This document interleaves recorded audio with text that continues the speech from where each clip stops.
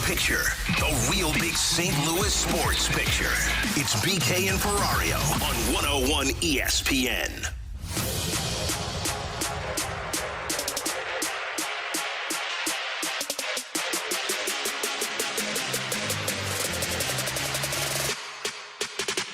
We're happy to be deeper now with Dustin on board, but we're still going to be on the lookout for more.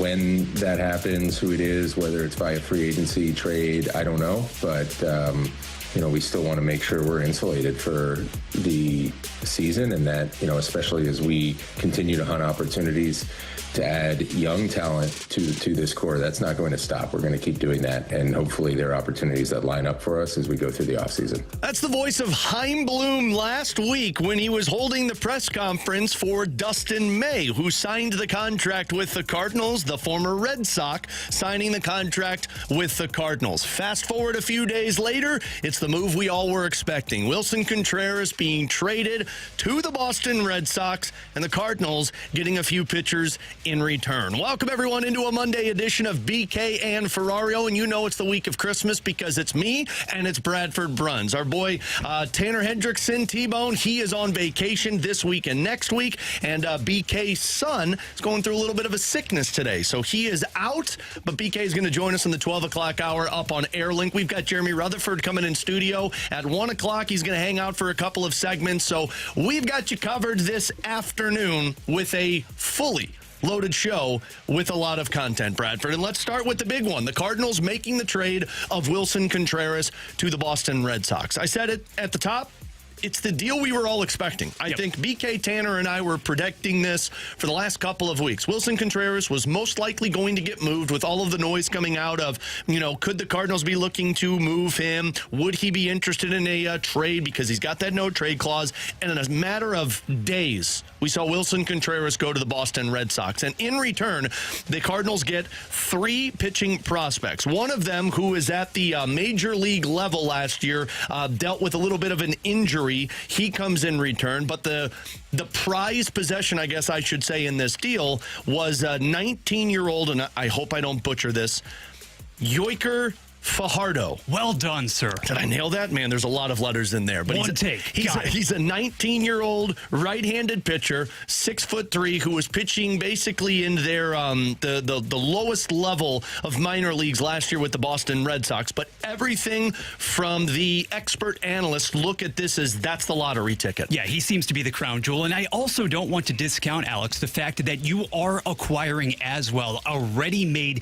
MLB starter when the injury status obviously comes to pass with respect to Hunter Dobbins. If you're talking about the major league return in the here and now, and it isn't exactly insignificant that you sustained an ACL tear back in July, but prior to that, you think about the way that he did slot in as a rookie in the Bo Sox rotation. You saw 11 starts, so a small sample size, but somebody at 26 who's a bit on the older side as far as prospect pedigree goes, but plus stuff, and you're amplifying. You have the potential, at least, to amplify the back end or even your rotation in general heading into 26 and beyond. You think about the move from a couple of weeks ago, obviously acquiring a Richard Fitz, getting another major league quality starter to add to your pack, to add to your grouping now in somebody like a Dobbins. And it's not a surprise, ultimately, that we saw Contreras get moved. I think all of us knew, we understood, we recognized that it would be inevitable. Having said that, the speed at which this move occurred before the end of the year, that does surprise me a bit. But again, it speaks to the urgency that has essentially been put out there by Chaim Bloom ever since he was allowed to start speaking and addressing assembled media members and this market. So what you're seeing right now and what you're hearing, not only those words, but backing them up with actual movement. Well, not just allowed to start speaking, but allowed to start spending some of the Cardinals' money. Hey. Because, you ate money on the Sonny Gray deal. They ate $8 million of this Willson Contreras contract, which may sound like a lot to some, but, they're saving $33 million by shipping out Willson Contreras, which we'll talk about this a little bit later. It's kind of the situation the Cardinals are in now. But with Hunter Dobbins, this is the baseline pitcher that you look at and you say, you know what, he'll come in and he'll compete, which frankly, for what the Cardinals have been the last few seasons of not having depth in their starting pitching conversation of you've got 5 guys, and if you got to go to the minor leagues, you got nothing. Well, now you added a Hunter Dobbins. You add in a Richard Fitz that we just mentioned a little bit ago, and then you've got the third pitcher in this, Blake Ayeta, who is another former 6th-round pick. Kind of a guy who's just baseline, doesn't fall into the top prospect conversation. But let me read this write-up to you from Keith Law, everyone's favorite Keith Law, when he's looking at this Cardinals trade. Yoiker Fajardo is a strike thrower, saw his velocity start to tick up last year. 1 year in Boston's system after the Red Sox acquired him via the White Sox trade. Plenty of projection left on his 6'3" frame. Mostly 93 to 94 with a slider, curveball, and changeup last year, showing good feel to his spin. He pitched all year at 18, starting in the complex, finishing 13 starts at low A, where he struck out 27.8% of hitters and didn't allow a home run. Delivery is pretty good for a teenager, all 9 to the plate, coming right out around the slot, maybe a tick long in the back, but right now a high upside, probably would have been a first rounder or paid like one had he been in the draft this year. And if I remember this correctly, he was signed out of Venezuela, $400,000 from the White Sox organization before the Red Sox acquired him. There's your upside play. So you go baseline pitcher that comes in and fights for a roster spot and just gives you something to get you through this year, but you're going upside here. And this goes back to the Brandon Clark trade that they had with the Red Sox earlier when they moved Sonny Gray. You go upside, you go baseline, and you can start to see the breadcrumbs of what Chaim Bloom is looking for. Get us through this season, add to some competition, but bring in the upside that we could look to dream of. I mean, this 18-year-old isn't somebody that they project to be a part of the roster until 2029. Right. But you know what you added so far in these 2 trades? You trade Sonny Gray, you trade Wilson Contreras, you added 2 guys to the top 9 in your prospect pool. That is very impressive for the Cardinals to say that you got those 2 pieces for Wilson Contreras and Sonny Gray. No, in this instance, obviously, your long-term project, your Fabergé egg is going to be Fajardo. But as you had referenced as well, the balance so far early in the tenure that Bloom has been able to enact, that he has been able to strike here, is precisely what so many fans, obviously, so many people out there in the audience, they are searching for, they're coveting, because in the here and now, you referenced, obviously, the fact that you have so many different guys going into camp, going into Busch Stadium next year in 2026 opening day, simply competing for roles, right?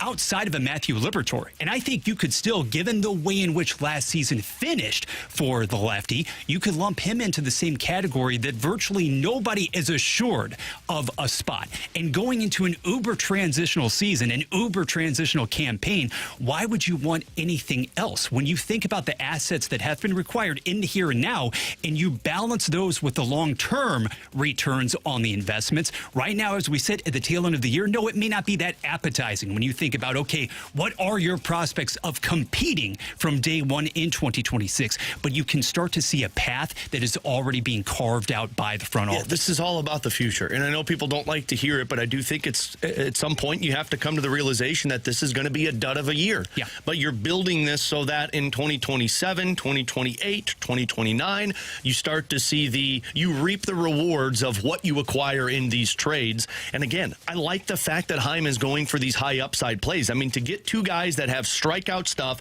that project to be starters in Major League Baseball in terms of Brandon Clark and Fajardo, both guys that come in and add a little bit more talent to your pipeline.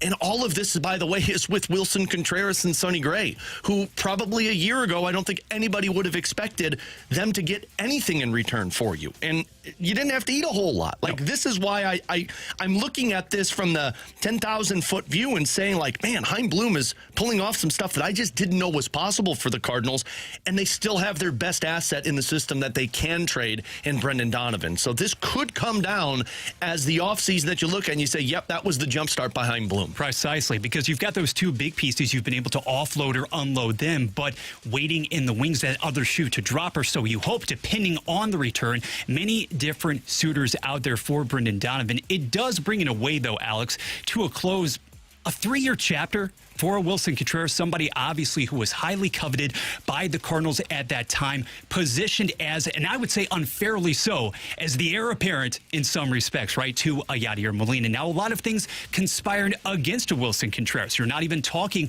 about necessarily the injuries, but, the about face essentially right away when it came to the position change. So I think in evaluating this as far as what you actually got, the production, the output, in evaluating how he fit into this chapter in recent Cardinals history, maybe a little unfulfilling in the grand scheme of things, but I would also contend really through no fault of his own, because he had to be, for this team, really a linchpin in the lineup when he was in there, when I think everybody would agree, particularly in Boston. What was the reason? Why was he acquired by the Sox? To be a complementary piece, because he best slots in those positions in the order. Well, and he also was acquired as a first baseman, which, I mean, we all know that the Cardinals, when they signed him, was the catcher. And, that does present the interesting question that I'm sure some people have different thoughts on. How are you going to remember the Contreras era? And I think we do this for a lot of guys now, with like the Sonny Gray trade when that took place. But to me, the Wilson Contreras signing, and this has nothing against Wilson himself, because he was a very good player for the Cardinals. But that signing was the start of the Cardinals chasing.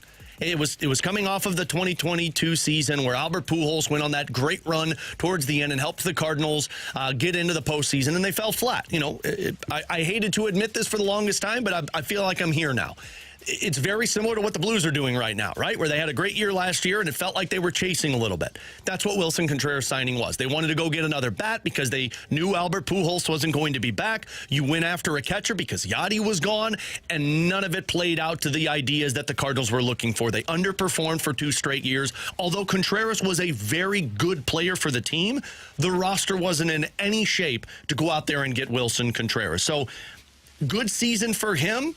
It's a disappointing era when you think of Wilson Contreras as a Cardinal, because at the time, it probably was a team chasing something that they in all reality should have been doing what they're doing now 2 years ago, instead of going after Contreras. Because you were at that time, and we didn't want to fully acknowledge as much. You were in the camp, I was in the camp definitely, that you were simply delaying the inevitable. The full-on rebuild, the reboot, however you want to categorize it, couldn't take place. Nobody was willing to really move forward with it at that time. So essentially, a bystander, that's what you're going to categorize Contreras as, and he had a fine season a year ago. Going into his age 34 season, Boston still certainly hopes that there is a lot to gain there. Somebody who last season, at various points, you looked at him as being the one constant in your order, and I do feel as if there's still not necessarily upside for him going to the American League now, but he's going to be a solid hitter. Having said that, not to diminish anything that he did while he was here, over the course of 3 seasons, can we now safely say, can we take, Alex, one guy off of the board? I'm going to say it when it comes to trade-related discussions and conversations. To me, as much as this signifies the end of Contreras in St. Louis and continuing to basically foster this new mentality from Bloom, from the Cardinals regime at present, can we simply say that next season, opening day, moving forward 25, 26, and beyond, Alec Burleson is the no-brainer option at first base, plug and play. He's the one guy who now has to, maybe it's an obvious take, come off of the board, because this simplifies matters as far as having him in there every single day at first. Yeah, and I think that's what the priority was, to find a everyday position for Alec Burleson that I don't know if they were, I feel like they're comfortable with him in the outfield, but there's other guys that they needed to play. Like, I also think this puts Jordan Walker as an everyday player in your outfield, barring some other type of move by this Cardinals team. But I think Burleson moving to first base, Walker staying in the outfield every day for you, that the Cardinals believe there's more there. That's what a trade like this is pulled off by St. Louis. So again, if you're just joining us, Wilson Contreras traded yesterday to the Boston Red Sox. $8 million the Cardinals are paying towards Boston out of the $41.5 million remaining on his salary. And in return, Cardinals get a 25-year-old right-handed pitcher, Hunter Dobbins, Yoiker Fajardo, who's a 19-year-old pitcher who is probably the prize lottery ticket in this trade, and then right-handed pitcher Blake Ayeta, both all coming over in this trade. And we'll talk more about this in the 12 o'clock hour. BK is going to join us via Airlink as he's home with a sick kid today. You can join us over on our YouTube channel at 101 ESPN STL. Those studio cams brought to you by Air Alliance Team. And, of course, you can check it out over on our text line, the Air Comfort Service text line at 314-399-9646. Coming up in 15 minutes, we got tons of NFL stories to go through because what a wild weekend it was for a lot of teams in terms of these playoff chases. But coming up next, the Blues may have had a roster-saving move that they claimed off of waivers. And I also really find it fascinating what they're going to have to do with the roster construction once this team is healthy. Let's get into that next here on 101 ESPN. Want more Blues talk? Check out the Last Minute Blues podcast with Alex Ferrario, Donnie Fandango, and Jeremy Rutherford on 101 ESPN. The guys bring you the latest news and nuggets on your St. Louis Blues. The Last Minute Blues podcast is presented by Blue Note Roofing. Roofing, siding, and gutters. Your St. Louis roofing experts. Visit BlueNoteRoofing.com for a free inspection. Watch or listen to the Last Minute Blues podcast now at 101ESPN.com.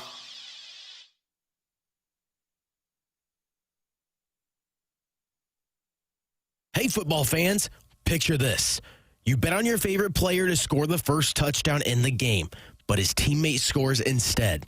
If this happens, BetMGM wants to give you another chance at the end zone. With BetMGM's second chance promotion, you'll get your stake back if your first touchdown scorer scores second instead. That's right. Bet on any pro football player to score the first touchdown of the game. If you're right, you win.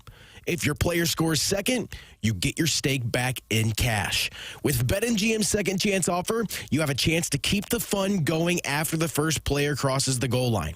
Try a first touchdown scorer wager with confidence today. BetMGM. Make it legendary. BetMGM and GameSense remind you to play responsibly. Gambling problem? Call 1-800-GAMBLER. See BetMGM.com for terms. 21 plus only, Missouri only. New and existing customer offers subject to eligibility requirements. Rewards paid back in unrestricted withdrawable funds. Please gamble responsibly.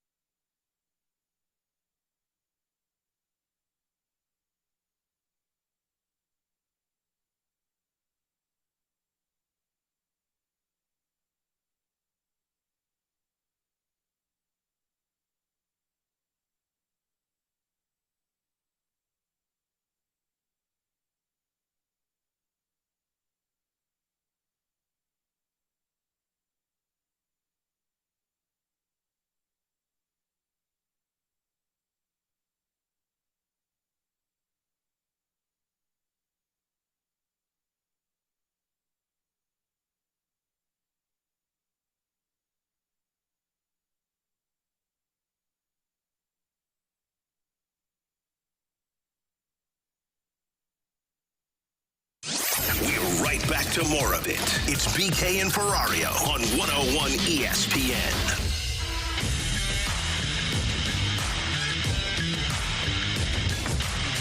The speed and skill is something that we believe, with our current situation, something that he could add to our group. Shoots, score! Came out of the corner, He can make a lot of plays. He's got his head up a lot, wins battles. He has the puck, and he's always looking to make a pass. It's been really impressive watching him. Just his confidence level right when he got here. You could tell he wanted the puck on his stick. They shoot, and a big save, but it's a goal! They score! The referee there said you reached back into the net, and the Blues are going to get a power play goal.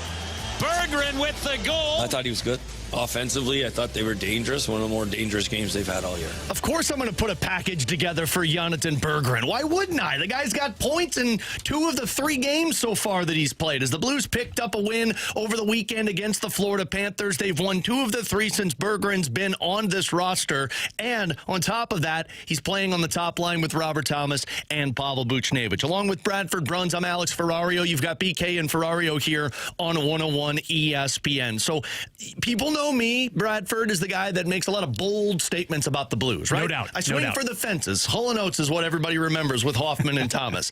This one, I don't know how bold it is, but I do think the Blues made a roster swapping save with claiming Jonathan Berggren. And let me explain a little bit here, because he's got 4 points in 3 games with the Blues. He had a 3-point game against the Florida Panthers. He's got 2 goals, 2 assists. All of that is great. Do I think that is going to continue? What's that a pace for? Like 80 points in a season or something like that? No, I don't think this guy is going to be the next coming of Brett Hull for the team. But why I think it's a roster-saving move is because the Blues for the longest time have been searching for somebody that matches the profile that they want from their top line, that makes Robert Thomas and Pavel Buchnevich better. And I talked about this on pregame over the weekend. Like, they've tried everything. They've tried Jake Neighbors. They've tried Jimmy Snuggerud. They've tried Jordan Kyrou. They've tried Braden Shen. Heck, they tried Toropchenko. They have not found somebody that brings the best out of that top line. And they just did in a matter of 1 1/3 games with Robert Thomas and Pavel Buchnevich. Rapid. Berggren comes in, and he starts the Blues career on the 3rd line. He played with Suter and Dvorsky in that first game. I believe that one was against, if I'm not mistaken, the Winnipeg Jets when they won 1-0. They were offensively the best line on the ice. I think scoring chances were 7-0. Corsi rating was like 79%. It was the best of any team. Go to the Rangers game. He starts on that same line. By the end of it, he's on the top line with Robert Thomas and Pavel Buchnevich.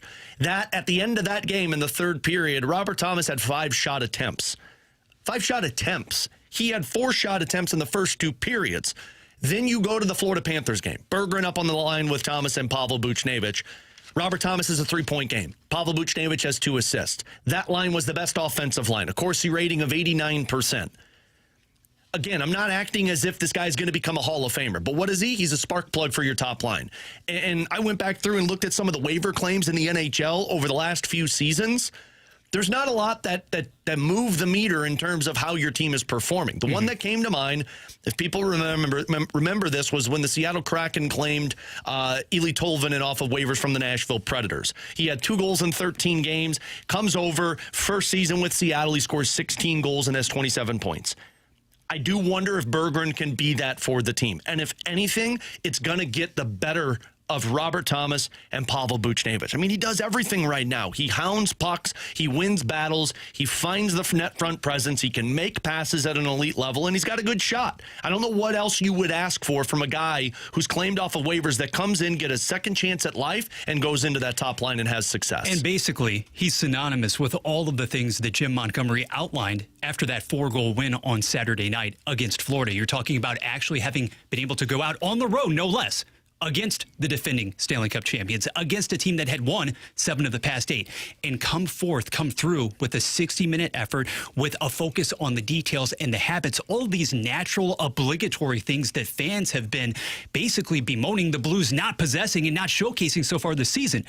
But in just the span of a few short games, Berggren, as you've stated, has gone from being somebody who was just a waiver wire cast-off at that point You needed a fresh body. You needed somebody you could immediately integrate into the lineup to playing on your very top unit. I do find it interesting that for all of the traits, all of the characteristics that we knew he brought to the table, for him not to have been able to, I guess Detroit not to have been able to extract that, but then when immediately bumped up with Thomas, with Booch, if you're just telling me straight up, Alex, as a casual fan, as a casual observer, that I'm able to see 4 or 5 shots in the course of a single contest from a Robert Thomas, basically throw away everything else from the Berggren box score because that's giving me everything I need for more optimism heading forward. It's a great point, and somebody texted in and said, from the 314, I don't know what you're talking about. Jake Neighbors basically pulled Robert Thomas and Pavel Buchnevich into the fight. I'm not saying Jake Neighbors wasn't a great player up there. What did Thomas and Buchnevich do at the time that Neighbors was up there with him? That's where I'm getting at with this. Berggren makes Thomas better. And the part that I never really thought about was when you put a playmaker up there, I feel like that's 3 guys that look to pass first. Somebody's got to shoot. Berggren does have a really good shot. Thomas has an elite shot when he shoots it, and it's just a combination that works. And then a couple of others are saying, then it begs the question, why did Detroit waive him? One, Todd McClellan's the coach there, and if I can recall from Todd McClellan's years past in the NHL when he's been a head coach, sometimes players don't match what he wants, and they get designated to the 4th line. I mean, guys, Morgan Geekie had this happen in Seattle. Now he's got 27 goals already this season for the Boston Bruins. Yeah. Alex Iafallo is a good example. People know or don't know, Alex Iafallo was a higher draft pick, played for the LA Kings, just didn't match the want of what McClellan had at the time with LA. And what happened to him? He gets designated to the 4th line. Now he's a middle 6 winger for the Winnipeg Jets. Sometimes guys need a chance. But it was a great piece by Jeremy Rutherford, who's going to join us at 1 o'clock. He talked to an NHL scout who remains nameless, but he said Berggren's name came up with everybody. He's a shooter. He can score goals. He's got good hockey sense. Not the biggest guy, not the quickest guy, but he's got talent. There's no doubt about that. Now, the downside of this is I saw him play a lot when he didn't, or where he didn't do a whole lot of anything. It wasn't nothing. You just expected a little more. He wasn't scoring. He was just kind of blah, small, soft skill, right? So if he's not scoring, where does this guy fit in? That was the feel for this player. And that's it. Sometimes they're fluky. Sometimes guys go through this. But let's also not forget, this guy was a 33rd overall pick. That's essentially a late first-round pick that Detroit got. I have no idea what this is going to look like at the end of the season. I'll be fascinated to see, is this a guy that claimed off of waivers brings a higher ceiling to what your top 6 can be if he's got this offensive upside? Or what happens if it goes silent for a little bit, like what happens with Kyrou at times?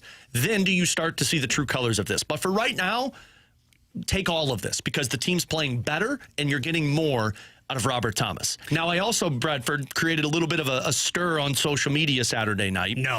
I know. I have my best BK impression where I'm arguing with people on Twitter. So it does really beg the question, what happens when guys get healthier? How does this work? Snuggerud's on this road trip. He's not playing tonight, but that's a sign that he could be back after Christmas. Kyrou's been skating, could be back after Christmas. The ones that you're not going to see back, Holloway and Walker, probably not till late January. And then you've got Bukestad, who I don't believe has been skating a whole lot with the team. He's the iffy one. But right now you're carrying 12 forwards. When Snuggerud and Kyrou come back, you don't have to do anything. You got 14 forwards, you got your extra defensemen, your roster's set. It's when Bukestad comes back, what do you do? And then when Holloway and Walker come back, because that's 17 forwards and you can only carry 14. Exactly. So I think, in my opinion, the first move is you're probably going to send Stenberg down. Stenberg has also played extremely well. I love what I'm seeing from him, but it's roster manipulation. You don't lose him. He doesn't have to clear waivers. He goes back down, and he'll come back up potentially if the Blues make roster trades. And that's the one thing that I just can't project. I don't know if he's going to make trades or not. The next move is you've got Berggren, who has to clear waivers, who I can almost guarantee you would not clear waivers. Not now. Fabry, who would also have to clear waivers, who's been good since he's been up here. Or you've got Joseph, who also has to clear waivers, who has been he's been a role player for Jim Montgomery. When Bukestad comes back, when Holloway comes back, when Walker comes back, you've got to make a decision on 2 of those 3. Now, could there be a trade? Absolutely. But I think the path of least resistance is if Berggren continues to play this well, Fabry probably goes through waivers. And I know people hate to hear that. I got people that were very upset about Fabry going through waivers because he's been great since he's been here. I totally get it. Fabry has been a very good player. But he's also a guy that I don't know how many are claiming on waivers. Berggren's getting claimed. And then you got the next decision of Joseph or Berggren, and I don't know what happens from there. But for the now, I think when Bukestad comes back, also Snuggerud and Kyrou, you're going to probably have to make the decision of Berggren or Fabry.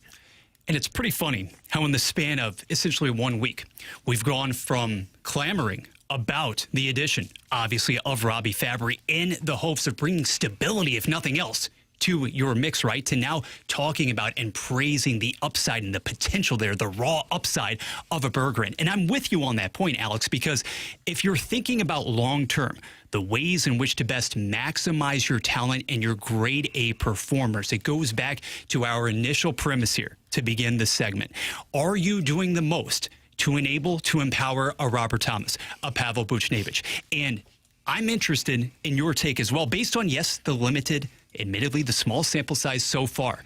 We're hoping for consistency here. So what is it about the skill set, about the overall game of a Berggren that could allow for that three-pack? Because we know, hey, Jim Montgomery is not dramatically opposed whatsoever to changing up the dynamics, to changing up the lines, even if there is just a little bit of a lull. But what could make this trio more sustainable than some of the other combos we've seen in the past? Elite playmaking, elite vision. Like somebody asked that same question, Bradford, and said, what does it say that Berggren is getting the best out of who your best player is supposed to be? I think that's the conversation we've had a lot this season of why isn't Thomas bringing everyone else around him? I don't know the answer to that. But Berggren he plays with his head up. He plays where he's looking for passes first, but he's also not afraid to shoot the puck. And sometimes you need guys who have that elite playmaking ability that can match with other guys who have elite playmaking ability. I think Thomas needs guys who can keep up with him. Mm-hmm.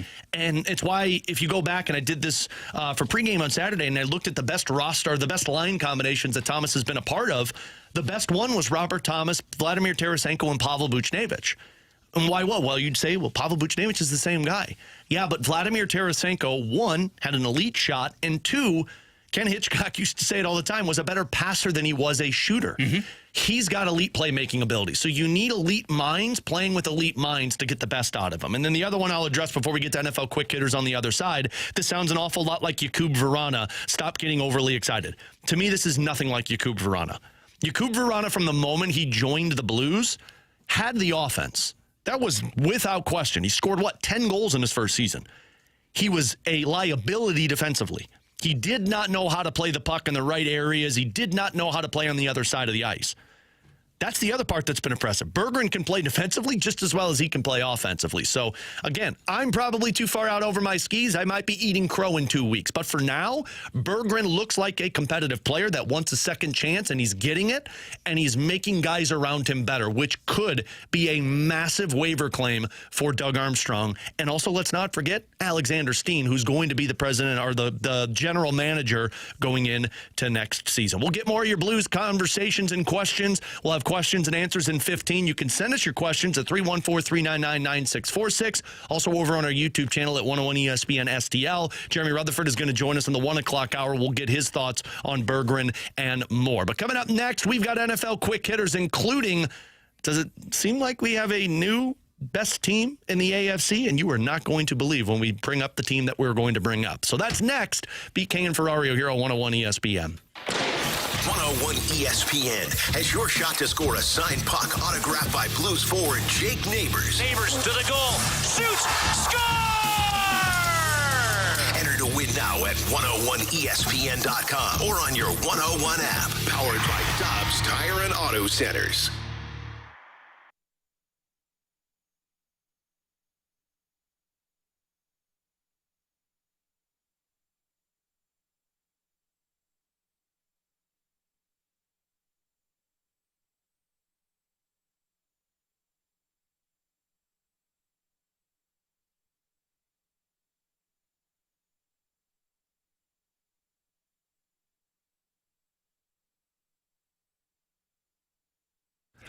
Alex Ferrario back with you to talk about my friends over at Classic Air Care. As now we're getting into that warmer weather. You know the freezing cold weather is going to be coming back because this is St. Louis. It's going to keep happening. That's why you need the company that's out to take care of your HVAC system. And this 5-star review over on their Google Plus page and on their website from Heather. Greg was prompt, professional, and Classic Air Care was a savior by coming in less than 2 hours from when I called. Would use again and again. I've been using them since 2016. My dad has been using them for the last 30 years, and it all comes down to the knowledge of their technicians and the incredible customer service that they have. They've got 100 vans that are out on the road, so they're going to get back to you within 24 hours, and they're open 7 days a week with after-hour techs on call. And the technicians have 30-plus years of experience. They'll come out, they'll explain in simple terms of what's gone wrong and how you can maintain and avoid those issues moving forward. Check out their maintenance agreement. They've got financing for a new system if you're looking for it this holiday season. Everything you need is over at Classic Air Care. Schedule online. Do me a favor and tell them Alex Ferrario sent you. It's Classic Air Care and ClassicAirCare.com.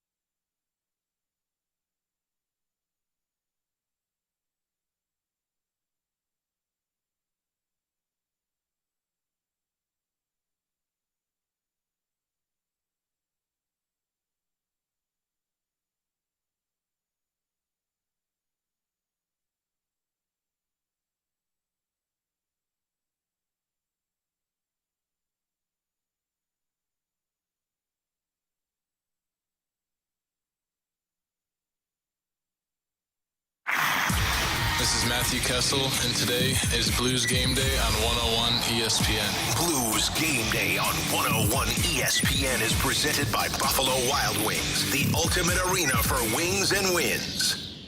101 ESPN Sports Center. Cards keep shuffling their deck. I'm Bradford Bruns. Your Sports Center update is driven by Johnny Londoff Chevrolet and Johnny Londoff Autoplex. Per multiple outlets, the Cardinals are trading first baseman Wilson Contreras to Boston for 3 right-handed pitching prospects, including Hunter Dobbins. Dobbins made 11 big league starts before suffering a torn ACL last July. Contreras, meanwhile, ends his tenure with St. Louis, having hit 55 home runs in 344 games. NFL 49ers Colts will wrap up Week 16 tonight. Ice-wise, Jim Montgomery's Blues visit Tampa Bay at 6 on 101 ESPN. Saturday produced that 6-2 win over Florida. Robert Thomas netting 2 goals then, as did Jake Neighbors. This SportsCenter update was driven by Johnny Londoff Chevrolet plus Johnny Londoff Autoplex. See them at londoff.com. Chevy, together we drive. Are you kidding me? This is exactly where you want to be listening to us. It's BK and Ferrario on 101 ESPN.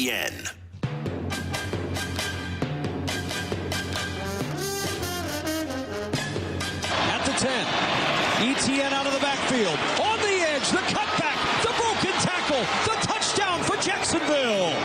Well, Jacksonville did exactly what we all thought they would do. Win against the Broncos, right? Hands up. Bueller? Everyone expected it, right? Yeah, not so much. But Jacksonville goes into Denver yesterday in most likely the biggest game of the weekend and puts 34 up on the Denver Broncos defense and picks up their 11th win on the season. So they're atop the AFC South. They've clinched a playoff spot. They snap the winning streak of the Denver Broncos. As we jump into our NFL quick hitters with Bradford Bruns, I'm Alex Ferrario. I've already jacked up the timing, so we'll get this back on schedule at some point. We got questions and answers on the other side. So Bradford, let's start with Jacksonville. Trevor Lawrence looks right now like one of the best quarterbacks in the NFL. That offense, despite missing a couple of their playmakers, it goes out there and continues to rack up points, and you just did that against one of the best defenses in the game. My question, are you believing it? Are they the best team in the AFC? Let's see. It's the week of Christmas. We're getting ever closer. We are gaining traction heading into the postseason, and yet, Alex, no disrespect here, but I need to see it against the upper echelon of competition when it comes to the actual postseason. Look, I don't want to take anything away from the events that we saw yesterday. When you snap Denver's 11-game winning streak and you have a quarterback right now in Trevor Lawrence legitimately playing like the number 1 overall selection he was years ago, how many people, even under the new head coach in Cohen, envisioned this sort of turnaround, and to be doing so actually in a year in which it isn't as if you've received that top level as far as contributions go from the number 1 in the making in a Brian Thomas. ETN has been a revelation in the backfield of late. That defense is opportunistic. The O-line has been able to give Lawrence ample time sporadically as well. But Alex, the way that he's actually making so many plays with his feet, the mobility too, and not turning the ball over. It's a long-winded way of saying that I still, when you actually put this team up against the more experienced playoff competitors in the AFC, I know that right now Jacksonville has the inside track to a number 1 seed in all likelihood. But it's not as if I'm going to take Trevor Lawrence and company at the end of the day over a Josh Allen and the Bills. I'm simply not going to do that. Even the Patriots, you saw what happened last night. You saw the rally over Baltimore as well. I can't bring myself to do it right now, but that's fine because I will be the guy with the egg on my face if it goes the other way. It's crazy to say because I think they'll probably end this season with 13 wins. I mean, they've got the Colts, who I would give them the upper hand on because of Grandpa Rivers, and then they've got the Titans to wrap up the season.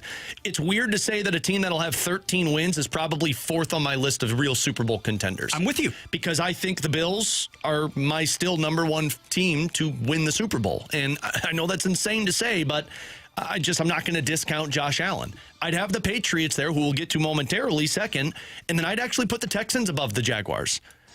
And it's mostly because of that defense. The Texans got the victory head-to-head. As much as I like what Trevor Lawrence is doing, I think that defense is significantly better than the offense for Jacksonville if Houston were to make the playoffs. So I would say Jaguars are right now one of the best teams in the NFL now, but when the playoffs roll around, I'm going to be taking a few other teams in the AFC before that. Yeah, the only squad of the group you mentioned that I may not automatically slot ahead of Jacksonville would be Houston, not because of that defense, but rather from week to week still, do you know what you're going to get from an offensive standpoint? That team legitimately had issues moving the ball against Vegas, for crying out loud, and C.J. Stroud just a couple of weeks removed, obviously, from the concussion. That ground game is suspect. If you are able to neutralize Nico Collins somewhat good luck running the football in the winter, too, because, sorry, Woody Marks, I'm not buying it. So let's go over to the Patriots then, because they had that massive comeback win last night. And for those that are curious, we'll save the pick'em reveal for tomorrow because the Patriots were a part of some of our pick'ems.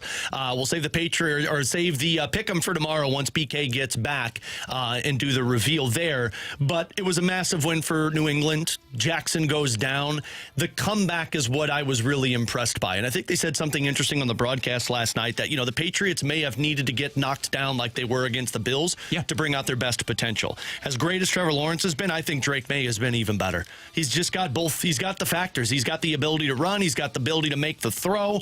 Right now, the Patriots are a fascinating team to me, and I think they're going to be a handful to deal with in the playoffs. I'm totally with you. The climate change, basically, that has taken place there in Foxborough, it's not a coincidence that has occurred under the watch of Mike Vrabel. And last night, just another garden variety 390-ish yard performance from Drake May in orchestrating that comeback. And that was vital for a lot of different reasons, Alex, principally because you had to still, in a manner of speaking, hold serve because Buffalo was able to survive on the road against Cleveland in a really ugly game, but you kept the train moving. You were able to do so. And another interesting development to stem from that game, too. On the opposite end of the spectrum, we talk about teams that are rising, teams that at least this season are falling. Baltimore not only drops that game, a must-win that it needed, but Lamar exits. He departs with yet another injury. More and more, this is looking like a lost season. You hope that it's not the start of any sort of a significant downturn for Mr. Jackson. Yeah, I don't know why they keep throwing him out there. He's obviously not healthy, hasn't been healthy for 4 or 5 weeks. And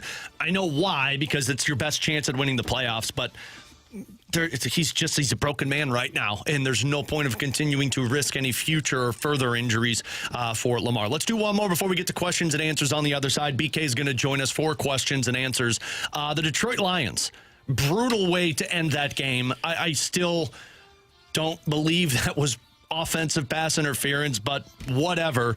Regardless, though, it all but seals the fate that the Lions aren't a playoff team. I know there's still a small percentage, I think it's like 8% that they can make the playoffs, but brutal year for the Lions that I'm very curious if this is the beginning of the end for them, because guys are getting older, your roster is starting to become a little bit more into shambles, your defense right now is a massive problem, specifically with all of the injuries.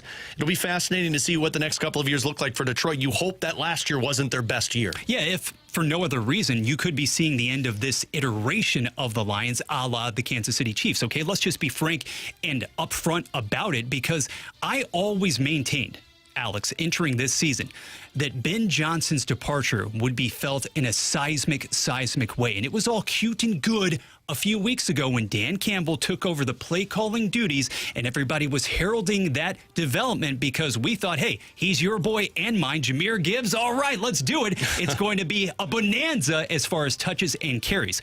But you still see stretches in which I think this offense is trying to define its identity. To wit, yesterday against a Pittsburgh defense, a run D at that has been compromised at times, that has been ravaged on the ground. Jahmyr Gibbs was never able to get on track. And Jared Goff has done, I think, as an astute of a job this season, as we have seen at any point during his Lions career. You've got St. Brown, you've got Jameson from this area even emerging more and more as the 1B in that offense, but something has been missing. And to me, the biggest point I want to make here, Alex, and one that has conveniently been overlooked for quite a bit of 2025. Think back to the early stages of the game yesterday, not the tail end of the first half, not the offensive PI that sealed the game and ignited that ugly scene. Once again, in a critical situation, you had Detroit on the doorstep of scoring a go-ahead touchdown. You had a 4th and goal situation, but you had yards, not inches to gain. And once more, what did Dan Campbell decide to do? I get that it is his MO. I get it's his mentality. It's go for broke. It's embedded in the DNA there in the Motor City. But how many points has Dan Campbell essentially ripped away from his own team this season by not going with the gimme opportunities for Jake Bates? At a certain point in time, we have to get beyond the rampant success that this organization has enjoyed in those situations in the last 2 to 3 years and look at the numbers for what they are in 2025. And the decision-making has been extremely extremely flawed. It's been happening at each and every turn. A couple of instances, one way or another, you have jeopardized your team's chances of landing that postseason, that wild card berth, because you've tried to go to that well entirely too many times. And I get, again, that's the mentality. I appreciate it. But how many times has it come back to bite Detroit in the rear end this year? Let's not overlook that. Yeah, no, you're not wrong, and it has come back to bite them a lot. But again, man, what a weird season in the NFL. We'll try to get a little bit more NFL quick hitters a little bit later on in the show. He's Bradford Bruns. I'm Alex Ferrario. Coming up next, send us your questions, 314-399-9646. Questions and answers is next here on 101 ESPN. St. Louis Blues hockey can be heard exclusively on 101 ESPN. Get the info you need before and after every Blues game with a First Community pre- and post-game show. First Community Credit Union. Take your best shot with First Community, and presented by Scott Lee Heating Company and Urban Chestnut Brewing Company. State Farm just rolled out the biggest rate decrease in my 18-year career. Save now at carltoninsurance.net.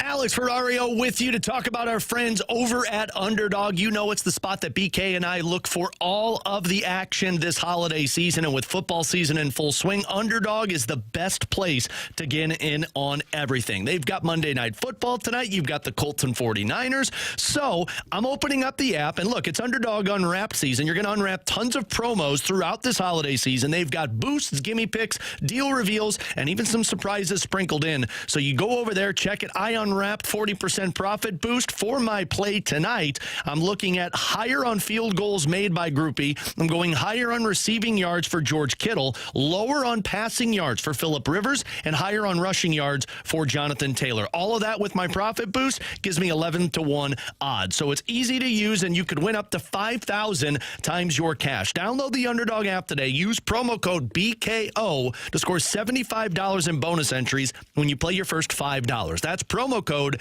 BKO. Underdog, make plays, win money. Must be 18 plus and present in Missouri. Terms apply. See assets.underdogfantasy.com/web/playing get terms _DFS_.html for details. Concerned with your play, call 1-800-GAMBLER. Visit www.ncpgambling.org.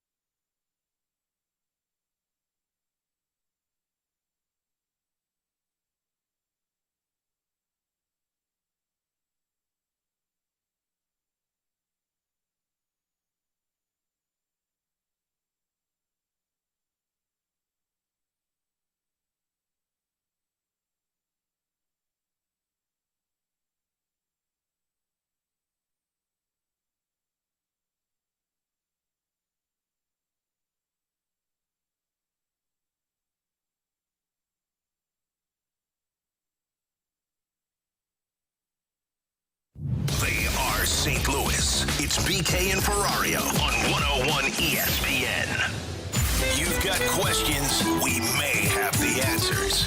Maybe. It's BK and Ferrario's questions and answers on 101 ESPN.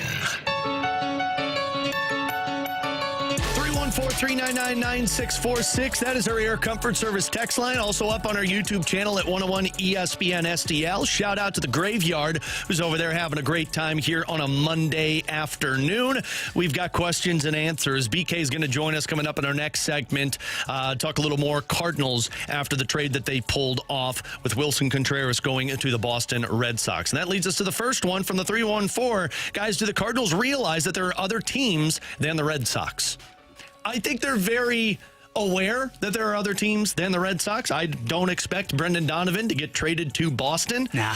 I think that you don't care who the team is, as long as they're willing to eat and take some of the players that may not be as desirable around Major League Baseball. Now, I don't know if that falls in line with Sonny Gray. Sonny Gray was probably pretty desirable, especially for how much money they were eating. But let's also remember these guys have no trade clauses.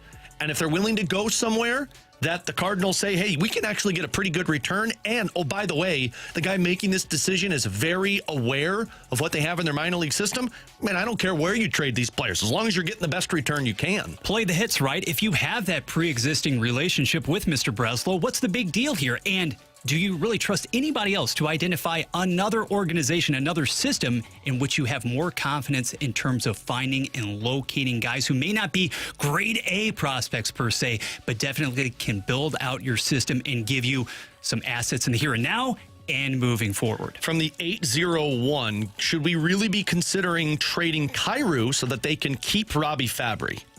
Man, look, this is not to take anything away from Robbie Fabry, because former St. Louis Blue, I think he's played well. He's been a puck hound. He's won puck battles. But in what world would you say, let's trade Jordan Kyrou so we can keep Robbie Fabry? Those topics have to be mutually exclusive, Yeah. I would think. Like, first of all, he's got a no trade, and he decides where he wants to go, which means you're not going to get the best return. And second of all, look, again, I really like Robbie Fabry. But let's not act as if this Robbie Fabry is a top six guy who's going to put up 30 goals for you. Mm-hmm. I mean, he was playing in the American Hockey League when the Blues said, let's give him a chance. Now he's got a second life. He's playing well. I had people up in arms because my projected line combinations had Fabry out of the lines when they're healthy. In no world am I playing Fabry over a Kyrou, a Holloway, or a Snuggerud, because those guys have that star upside, and those are the guys that are on this team for the future. So no, in no world am I considering trading Kyrou so I can keep Robbie Fabry on my team. Ceiling raiser versus very adequate, good auxiliary piece. That's the key. Yeah. Alexander Steen's going to be the one running this trade deadline, right? Because Army's running a lame duck deadline.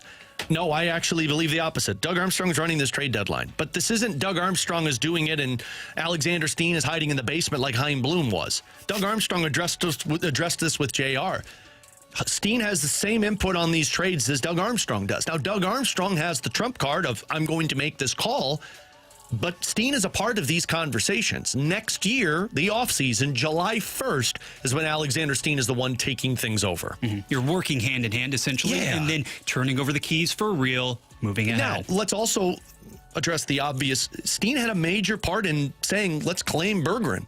He knew a lot about him. Mm-hmm. So if you like Bergeron and if you see upside, man, that's a really good identification of talent. He also had a hand in them drafting Otto Stenberg. Knew a lot about him. Now, maybe they're drafting Team Sweden. I don't know. But he identifies talent. We all know that about Alexander Steen. Last one, and then we'll get to BK on the other side. Alex, with that Detroit Lions-Pittsburgh Steelers game yesterday, what's worse, pass interference in NFL or goalie interference in the NFL? Man, that call was dumb, Pittsburgh and Detroit, because I just did not see offensive pass interference. I've seen that play happen 15 other times. I am livid of goalie interference after this weekend. And again, it had no impact on the game, but goalie interference is a joke now in NHL. Like, to me, that was blatant goalie interference. And I know the coaching staff was like, oh, it was 50-50. No, that was goalie interference. There was impact in the crease. Goalie, although the officials had the ability to define he could make that save, it's just as too gray of a rule. I think they need to make this thing black and white, just like I thought they did with pass interference and offensive pass interference, defensive pass interference. Goalie interference should be simple. Was there contact made with the goalie in the crease? Yes. Cool. Did the defender push that forward into the goalie? No. Cool. Goalie interference, play is dead, goal doesn't count. I would liken the elements here of goalie interference to how we perceive roughing the passer now in the NFL, right? Maybe not as much PI, but roughing the passer is in, okay, what is not a violation in that sense? But I'm with you. One more note on the Detroit subject there. You also have to consider the physicality of the receiver involved on that play, right? It's Amon-Ra St. Brown. It's Amon-Ra St. Brown, period. Now, Detroit had ample opportunities, but yeah, the way in which that one went down, although I have to say as well, I'm not sad about the fact that Pittsburgh remains relevant there in that picture in the North, because Aaron Rodgers, for all of the hate that he has absorbed, and rightfully so for the last couple of years, he's still got a little bit of zing down the field, too. Bring on Adam Thielen. Well, also, let's talk about the Ravens game, too, where the guy was literally tackled before the football was in his arm, and then they didn't call pass interference there. So welcome to the interference rules in professional sports. Bradford Bruns, I'm Alex Ferrario. It's BK and Ferrario here on 101 ESPN. BK is going to join us to talk a little Cardinals trade that has allegedly, reportedly gone down, and has Chaim already shown you enough to trust him? That's next here on 101 ESPN. Jamie Rivers here, and it is time for another one of my jersey giveaways. And how about this month? None other than Robert Thomas. It's a blue jersey signed by Robert Thomas. It's awesome. It's going to look great on you or look great on your wall. Get entered to win that autographed Thomas jersey right now at 101ESPN.com or on your 101 ESPN mobile app. Jamie's jersey giveaway is presented by St. Luke's, ranked top 2% in the nation for cardiac surgery by Health Grades. Visit stlukes-stl.com.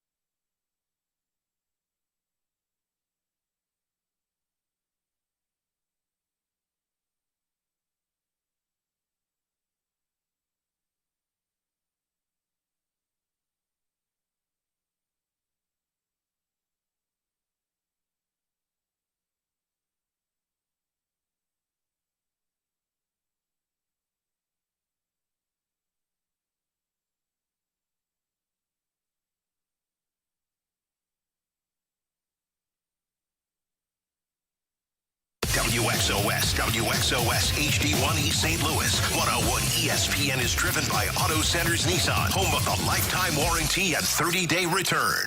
Giving you the picture, the real big St. Louis sports picture. It's BK and Ferrario on 101 ESPN.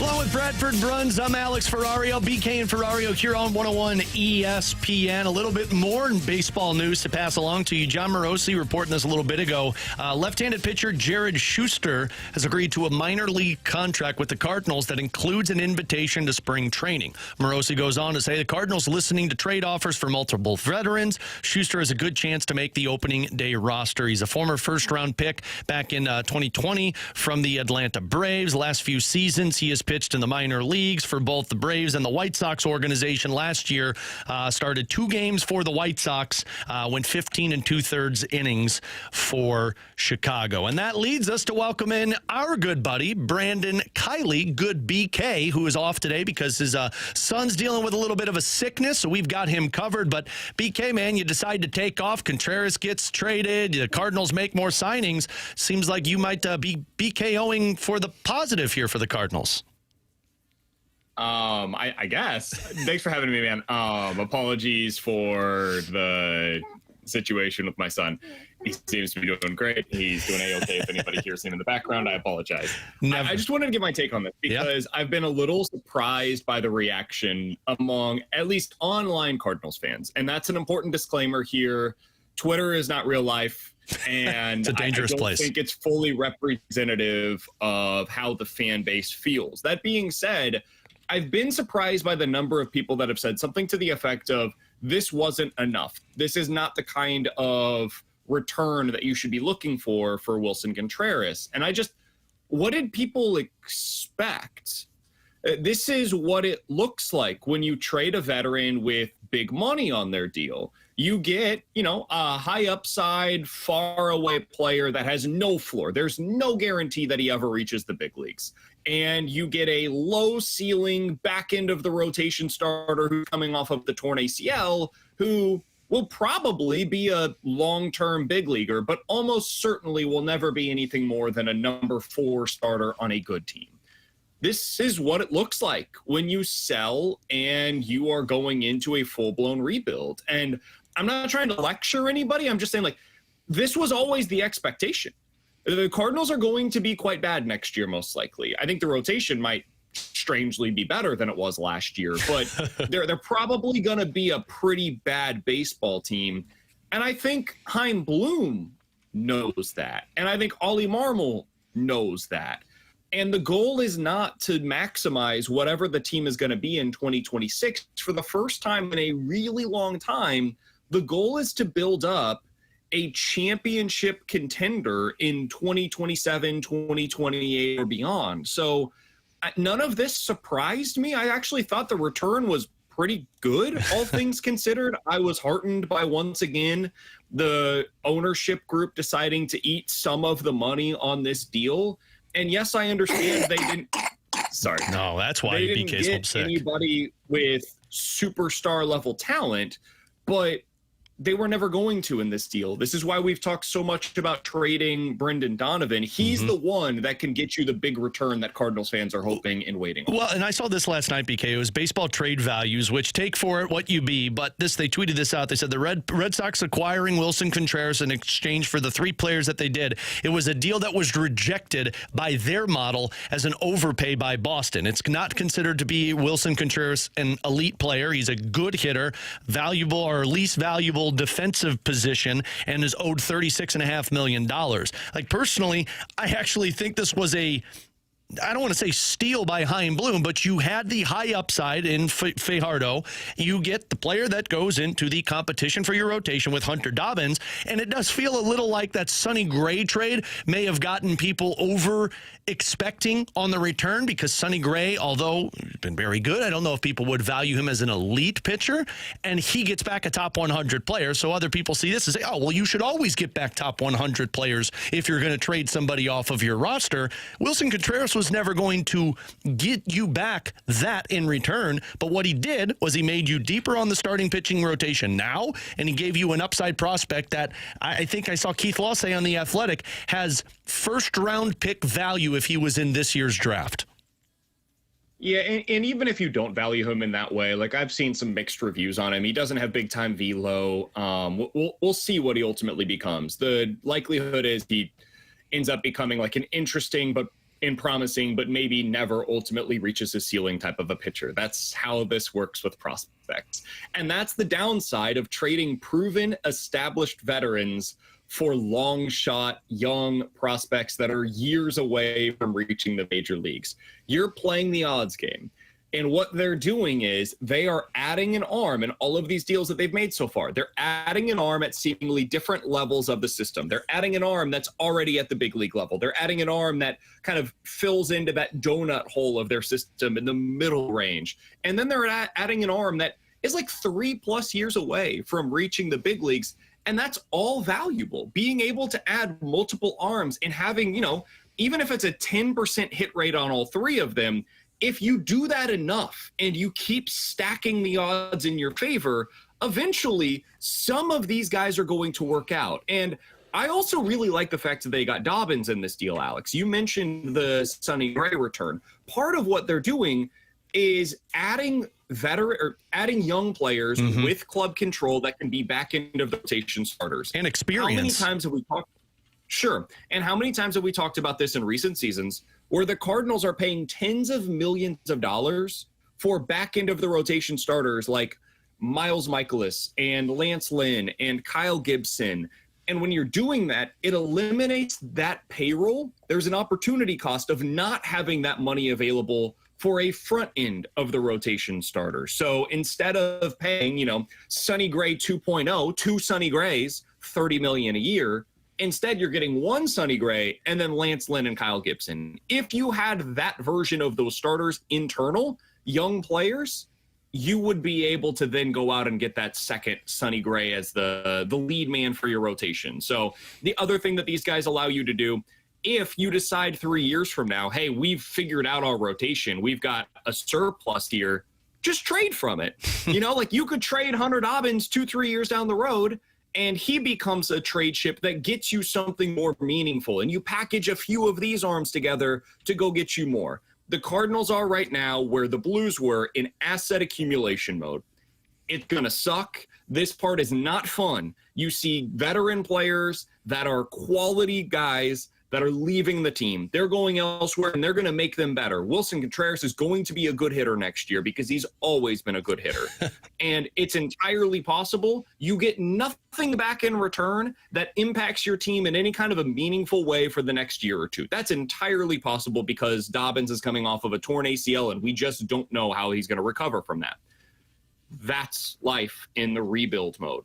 That's where the Cardinals find themselves, and they are choosing to do this way. I'm not telling you have to like it, but they have done a really good job of messaging and explaining where they're at, and they have said time after time, we are willing and happy to sacrifice for immediate gratification in order to get those long-term outlooks more satisfied. So the Cardinals are doing the right thing right now, even if it sucks and it's not fun for any of us to watch. BK, and I think you kind of answered this with our conversation here, but Bradford and I were having this conversation in the office.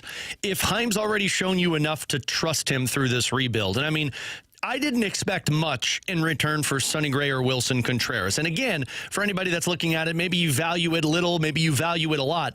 But the part that I'm starting to get excited about with Chaim is, man, he hasn't even traded his best asset yet. Brendan Donovan is the best asset for the Cardinals, if not one of the best assets in Major League Baseball that you can trade.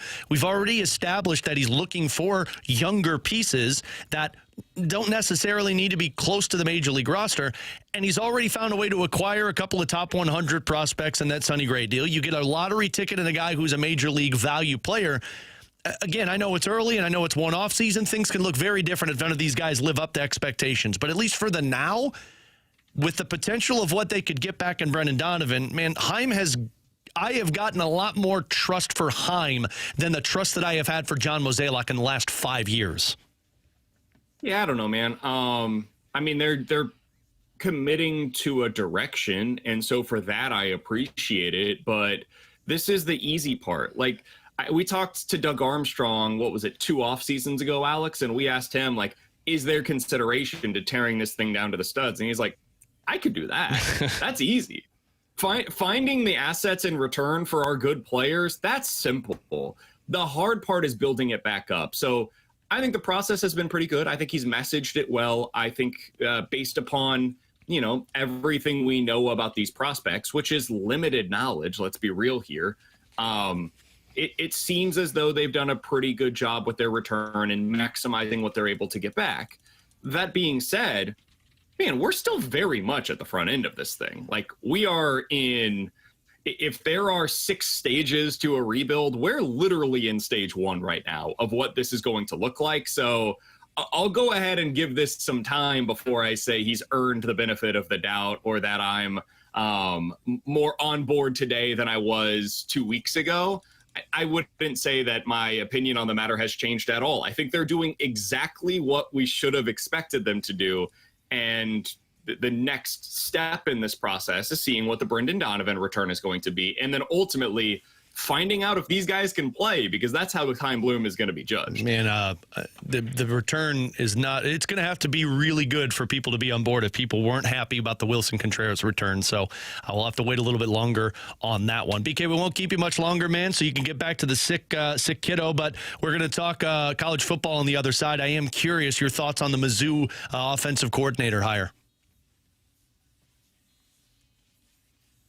I'm conflicted. I have a child that's trying to run away from me right now. Hold on to him, man. Elevator pitch on the matter. I know. My elevator pitch, I think that it is underwhelming, but it could still be a good hire. It ultimately comes down to who the quarterback is. If they get the quarterback right, I think you'll feel fine about it.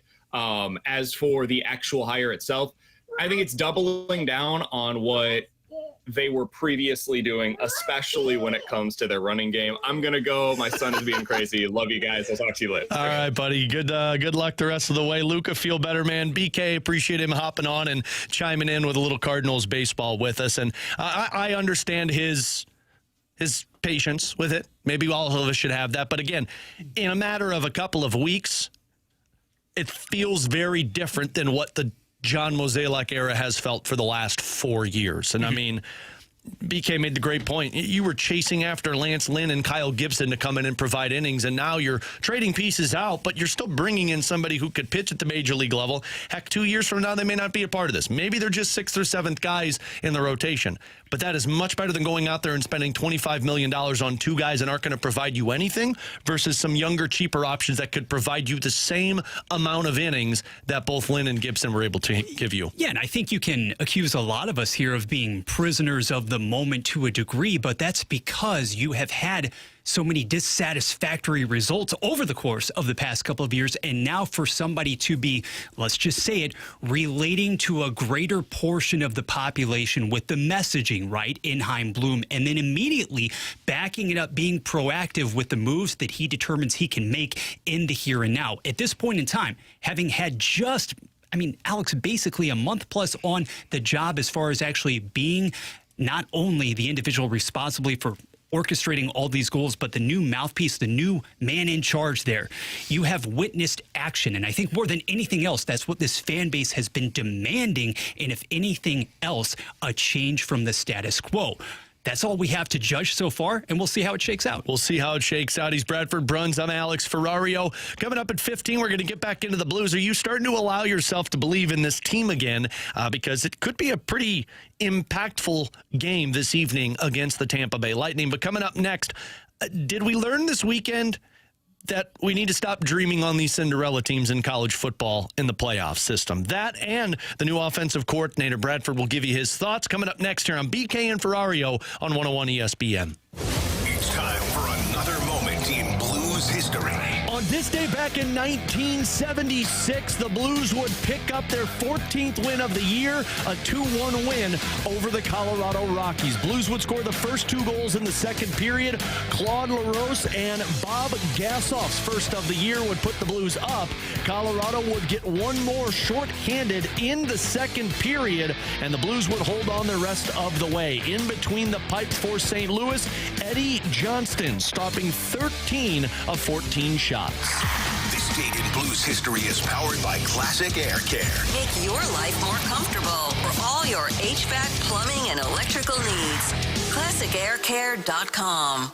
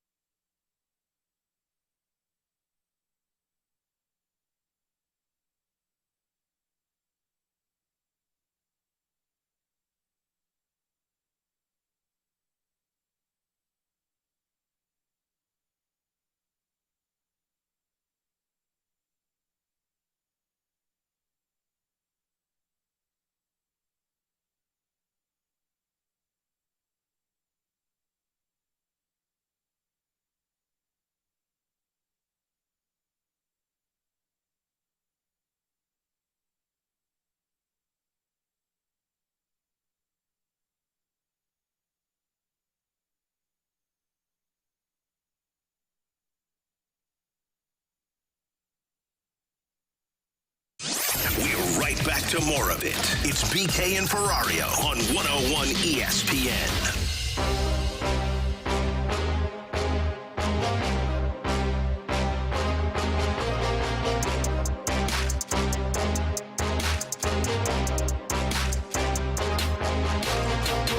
See a national championship, to your point, where everybody truly is there to contend for a national championship. This has been a completely non-competitive game. If this was Notre Dame, what kind of game would we have? Imagine how big this environment already is for this one. and what that would have looked like if Notre Dame had that opportunity. So that was Joe Tessitore and Jesse Palmer on the ESPN broadcast over the weekend. That was the game that Tulane played against Ole Miss. And arguably some really fun college football action over the weekend. Like that Alabama-Oklahoma one was, get your popcorn out. That was enjoyable. Not so much for the other two. With Bradford Bruns, I'm Alex Ferrario. Tulane just got stomped by Ole Miss, 41-10, and in a game that I actually believed would be a little bit more competitive. I thought Tulane would take advantage of Lane Kiffin not being there for Ole Miss. I didn't consider the fact that Ole Miss might be pissed off to try and show off without Lane Kiffin. And then the other one that got tolerable late, and I'm going to use the word tolerable because there was no contest in this one. It's just Oregon let their foot off the gas. It was fun. Oregon beat James Madison 51-34. Yeah, it was fun, but by the end of it, you knew what was going to happen. Which brings us to the question and the conversation, Bradford, that we had prior to the college football playoffs. I think we should be done with dreaming on these Cinderella teams. I also agree that, look, James Madison deserved to be in the playoffs with the record that they had. They beat the teams that they were supposed to, and they had the record that they needed to. Tulane, you could make the same argument. But I do agree with Joe Tessitore saying, like, man, Notre Dame got the raw end of this, and could they have been more competitive? Frankly, I don't know, but I think it's a little bit more competitive than what James Madison and Tulane were in those matchups. And Matt Baker over on The Athletic had the question earlier today saying that it's time to be done dreaming on these Cinderella teams. They're 0-4 in the all-time in the playoffs with these non-power conferences. And I know there's a spot for them, or there needs to be a spot for them. But, man, missing out on Vanderbilt and Notre Dame, although they didn't do enough to get in, you missed out on the opportunity to see some competitive games compared to what James Madison and Tulane offered, which was not competitive by halftime. Now, by the same token, I think that the language and the parameters for the CFB, the 12-team field this year, always carried the possibility, Alex, that we could see this sort of arrangement. Now, a lot of things had to fall into place, namely a team like Notre Dame suffering the 2 losses at the beginning of the season, Miami suffering a couple of losses too, one of which should not have occurred, that definitely threw into question the cases for both of those schools, among others. But what did we have? What was clearly stated for us, the formula, if you will, for 2025. The 5 highest-rated conference champions, okay, regardless of the affiliation when it came to the FBS squad. So next year, you have 1 spot in 26. We think we're talking about just 12, probably just for 1 more year, but 1 group of 5 school. This was an anomaly. I'm not trying to diminish the fact here that James Madison, and certainly for that matter as well, Tulane qualified, but this was the outlier. This is not something that under a 12-team arrangement or configuration you would see year after year. And for everybody who is crowing about and despising here the notion that you had a couple of duds in the first round of the CFP basically playing games, do you remember last season when not a single first-round tilt was remotely competitive? Yeah. Everybody was looking forward to Alabama against Oklahoma, the sequel there.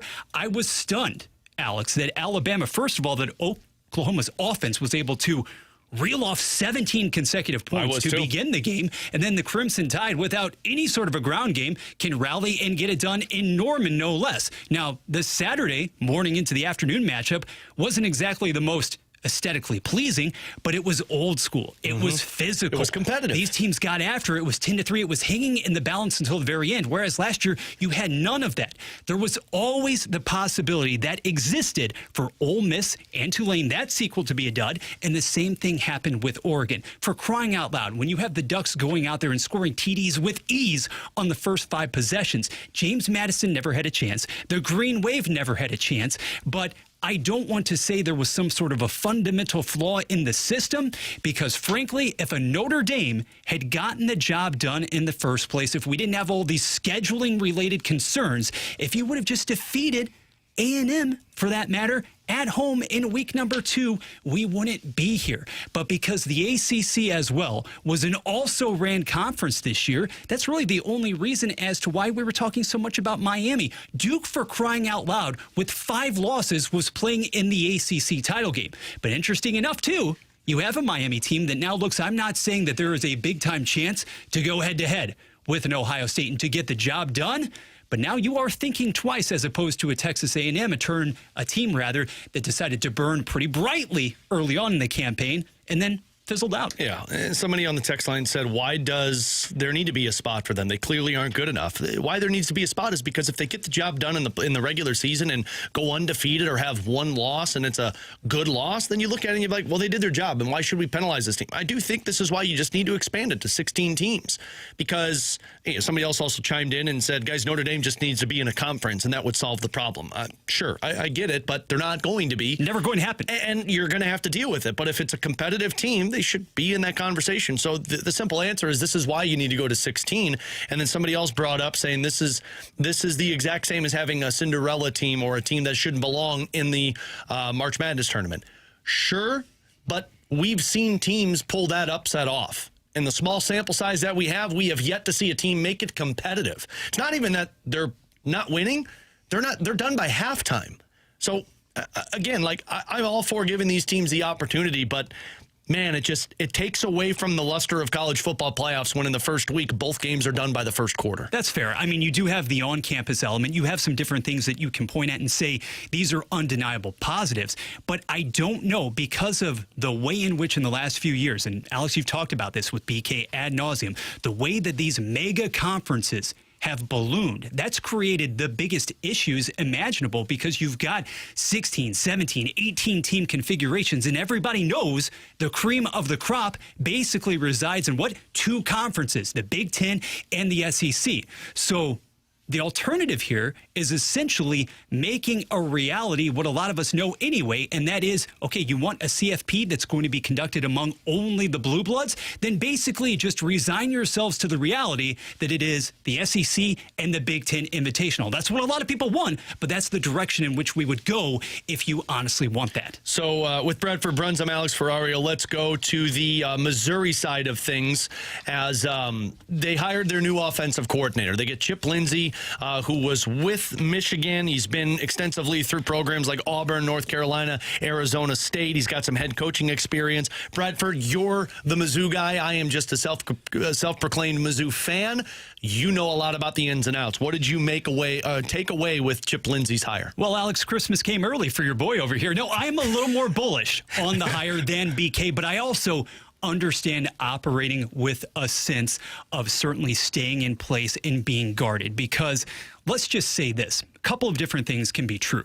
Okay, number one, the fan base, so many people around the program, they were disenchanted, to put it mildly, with Kirby Moore. One way or another, I think you were going to see a change, okay? Good for Kirby Moore. He gets his shot at the head opportunity there at Washington State. But in a Chip Lindsey here, what you're attempting to do, and I don't put as much legitimacy into what he was able to accomplish this past season at Michigan, because it was just a one-season stop, okay? You understand, at a Michigan, and we're not even going to bring the outside noise into the equation here, it is a run-based operation, right? It's ground and pound, okay? Where were the high-flying theatrics and whatnot? Michigan hasn't been that for years, okay? Even J.J. McCarthy wasn't lighting the world on fire a couple of years ago for that national championship winning squad. I prefer to focus on the 2 seasons that he spent previously at North Carolina. And why is that? Oh, because he was operating there under the tutelage of a Drake May. And we see exactly, it's easy to say right now, we see the results. We love the results, but also there was a pretty darn good running back by the name of Hampton doing his thing at Chapel Hill as well. And what I like about this is you're talking about somebody, Alex, and Eli Drinkwitz was adamant about this in his press conference in Missouri a couple of weeks ago, bringing somebody into that role who's been in the proverbial fire, okay? Not trying to investigate, trying to pinpoint the next wonderkind, but rather somebody with experience in the power conferences and somebody who understands the importance of having balance on offense. So why I like this is because if you're Missouri, you already have, I firmly believe, the identity in place. We know, based on the news from a couple of days ago, too, Ahmad Hardy, he's coming back. That's not some grand surprise. But you have arguably going into next season with the departure of Jeremiah Love to the NFL, perhaps the number one running back in the entire land. You're going to have to replenish that offensive line, but running that scheme, the outside zone, right, spreading it, and really being able to orient your offense around the ground game. What you need, though, is more originality and more creativity in the passing game. That's where it really fell off for Kirby Moore in each of the last 2 seasons. So based on what you've seen, especially in the work with May and in some previous stops, this gives you more room for optimism because you have that in the body of work. You have that in the profile. And I personally dig the fact that you're bringing in somebody in a Chip Lindsey with ample experience as opposed to a brand new name we haven't heard of before. So do you feel like they go with Solers in with this hire, or you think they're going to be going to the transfer portal? That's fascinating because I do believe you've got the resources, you've got the money, you've got the cash. You have so many names out there. I expect this team, given the lackluster play at that position in the SEC this past season, Alex, we had talked about it. This was the conference that was supposed to be littered with pro prospect after pro prospect, and a lot of those didn't exactly pan out. If you had as a team had been able to get more consistent quarterback production throughout the entirety of the season, why couldn't you have been in the mix? Why couldn't you have been right there along with an Ole Miss, along with the Texas A&M?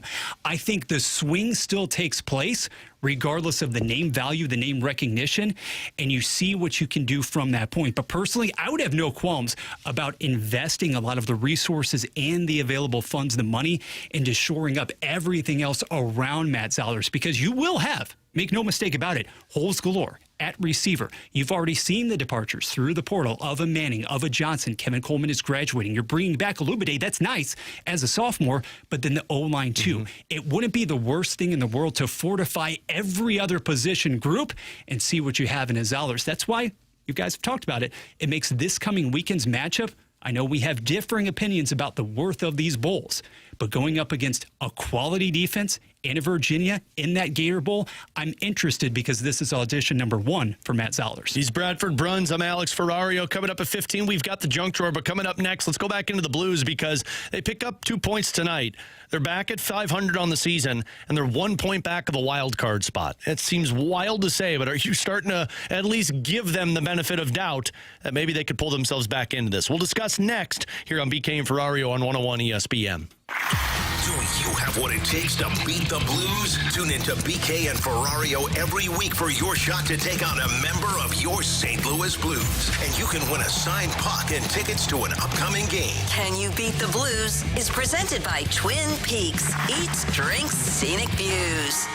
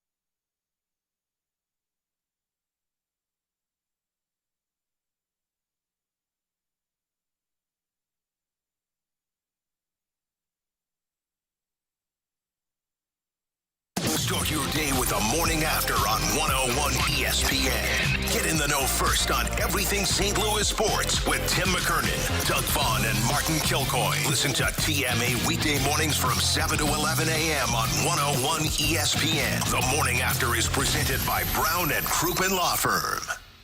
101 ESPN Sports Center. Contreras primed for Fenway Park. I'm Bradford Bruns. Your Sports Center update is powered by Saliga Heating and Cooling. According to multiple reports, the Red Sox have acquired veteran first baseman Wilson Contreras from St. Louis. In return, Chaim Bloom lands 3 righty pitchers, including 26-year-old Hunter Dobbins, who earned 4 wins before suffering a torn ACL last July. Contreras finishes his Cardinals career with 318 hits. CFP, Miami, Oregon, Ole Miss, and Alabama notch first-round victories. Gator Bowl-bound Mizzou, meanwhile, hires its new offensive coordinator, Chip Lindsey. Tigers Hoops taking center stage at Enterprise Center tonight against Illinois as Blues hockey invades Tampa Bay. An early puck drop of 6 p.m. This Sports Center update was presented by Saliga Heating and Cooling, a Daikin heating and air conditioning dealer. This is exactly where you want to be listening to us. It's BK and Ferrario on 101 ESPN.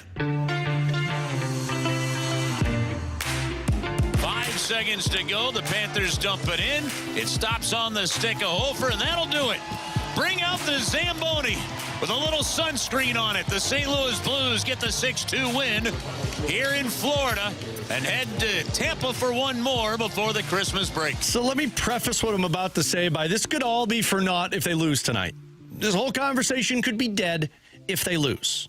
But let's err on the side of optimism because it's the Christmas season and look at it if the Blues were to beat Tampa Bay tonight. With Bradford Bruns, I'm Alex Ferrario. It would be the first time they were back to 500 since October. Oh, boy. If I were to say to you that in the last week and a half, what is this? Yeah, last 10 days, the Blues had the 10th best point percentage in the National Hockey League. They were top 10 in goals allowed in the National Hockey League, and they were top 10 in goals scored in the National Hockey League. Your response would be, well, that's surprising. And then you'd look at the record and say, yeah, they're 3-1-1, about 500. That's why, the inconsistency is the hardest part for me to sit here and buy back into the Blues, but I have to look at it, bigger picture, and say that if they beat Tampa Bay tonight, you're 15-15-8 on the season, which I know isn't technically 500, but 15-15, they view it as a 500 team, and you also put yourself 1 point out of a playoff spot. Mm-hmm. And you're doing all of this without Snuggerud, Kyrou, Holloway, Walker, and Bukestad. There's a lot of bodies that you've been without, and you find a way to get yourself back to 500. Are you willing to buy back in, or at least entertain the idea that this team might be willing to turn things around? And here's my general thought on it. At some point, you have to have a jumping off point where you look at it and say, that was the moment where we realized we're better than what we are. Now, I could argue I think the Blues have had chances this season to do that, and they have let it fall in flat because of a ineffective game following. But, man, if you find a way, and you think back to what they've done on that homestand up until the start of this road trip, you come home and you beat Chicago, and you beat them, what was that? That was 1-0, if I remember correctly. No, that was the Winnipeg Jets game. That was tight. That felt like 3-2-1, maybe something like that. But you beat Chicago, and you went up against Spencer Knight. Now, they didn't have Connor Bedard. No, they did have Connor Bedard. That's where he got injured in. He played a solid game overall with that. You lose to Nashville. That's the dud that we continue to talk about. You shut out Winnipeg, and you do that by scoring 1 goal, and then you perform well in that final game on home ice, and then you go on the road. You lose to the Rangers in overtime. Overtime has been a bugaboo all season. And then you go out to beat the Florida Panthers. And the Blues were very self-aware that Florida had a back-to-back. They didn't have their best stuff, and they took advantage of it. Sure. But in a stretch where you beat Chicago, you beat Winnipeg, you get a point versus the Rangers, you beat the Panthers, you beat Tampa, all without Kyrou, Snuggerud, Holloway, Walker, Bukestad. At some point, I have to look at it and say, hey, that was a pretty effective stretch. Now, what do they do with it? Do you come out of the Christmas break on a run? Because that's what needed at some point. But I say all of this to say this. If you could beat Tampa, You put together a really good 5-game, 6-game stretch going into a Christmas break that allows for the team to look at themselves in the mirror and say, we just did that without all of our best players. They're coming back. We might have found an identity. Can this be the jumping off point? That's, I guess, the question that I ask Blues fans. I'm willing to entertain the idea that you can keep that snowball, you like that, rolling because of door number 2 that you had mentioned, Alex, and that would be the goal suppression, which has been markedly different. It has been markedly better over the course of the past week or two. Okay, now still you could say until proven otherwise, the offense, the burst, it has come in fits and spells. You love what you saw play out, obviously, in Sunrise, for that matter. Can you sustain such effort? Again, keyword effort there, buzzword, tonight against Tampa Bay. But goal suppression has been something else. Accountability, responsibility in one's own end, and obviously improved, significantly better net minding for that matter, too. In fact, it goes beyond that, though, because we were talking about it prior to the start of the program there in the offense. You have 2 individuals, namely, who are doing more than just carrying the freight on the back line there, on the blue line. When you're talking about Parayko and Broberg in particular, they're raising their respective efforts, their respective games to another level. And then the cohesion that you have there, too, collectively, everybody else seems to be falling into place as a result. So many questions, bacon-wrapped wiener questions, found their identity maybe, but it's an identity without your top guys who haven't had an identity. That's the part that I'm just not sure about. When they get their players back, what does this look like?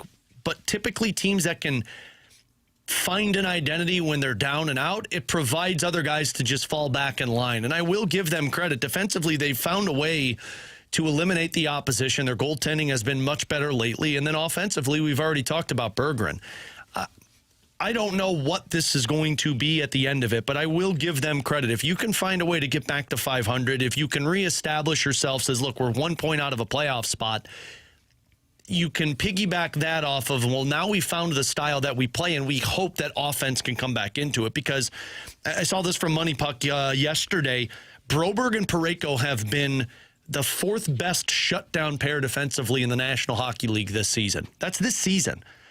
And that's wild to say, considering they've given up the most goals in the National Hockey League this season. But your identity is goaltending and defense.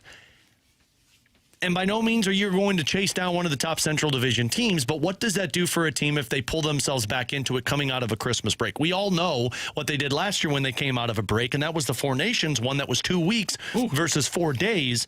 But, man, at some point, you wonder if the run is going to happen. Again, I'm not certain, and it's hard for me to buy back in because I've seen the inconsistencies. I've seen 3 games and then 1 dud, and then that's where it's so hard to pull themselves back up.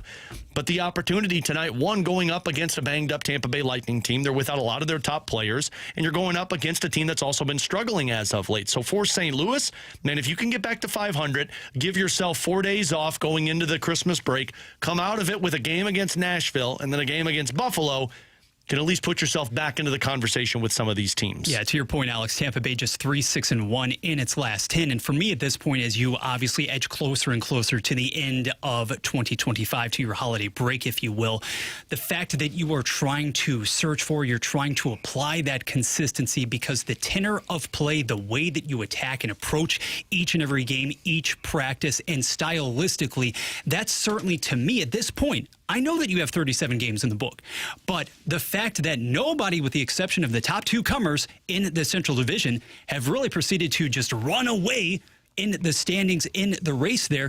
Everybody else is essentially helping to keep you in the fight. So what are you doing to basically establish that mentality for yourself? That's nice. Right now, the standings, frankly, that's an also-ran topic for me. That's immaterial because if you're taking care of your business and you feel as if you're getting ready in a better vein for 2026, that's when you conceivably can see more of the rise to come. Yeah, they're putting Binnington in between the pipes tonight, so I think it'll be one that a lot of people will be honed in on there. The lineup staying the same, with the exception of Binnington going in between the pipes, and that'll be the last one that they play before they're back in action on Saturday. Tonight against the Lightning, puck drop at 6. I've got your pregame starting at 5 right here on 101 ESPN. He's Bradford Bruns. I'm Alex Ferrario. We'll get back into the Blues because Jeremy Rutherford of The Athletic is going to join us at 1 o'clock in studio. But coming up next, the Junk Drawer here on 101 ESPN. The St. Louis Blues quest for the cup starts right here. Big save on one end. Tie game on the other. Tonight, Blues and Lightning. Pre-game at 5, puck drop at 6. He tucks it in with a great move. This is your exclusive home for Blues hockey. 101 ESPN.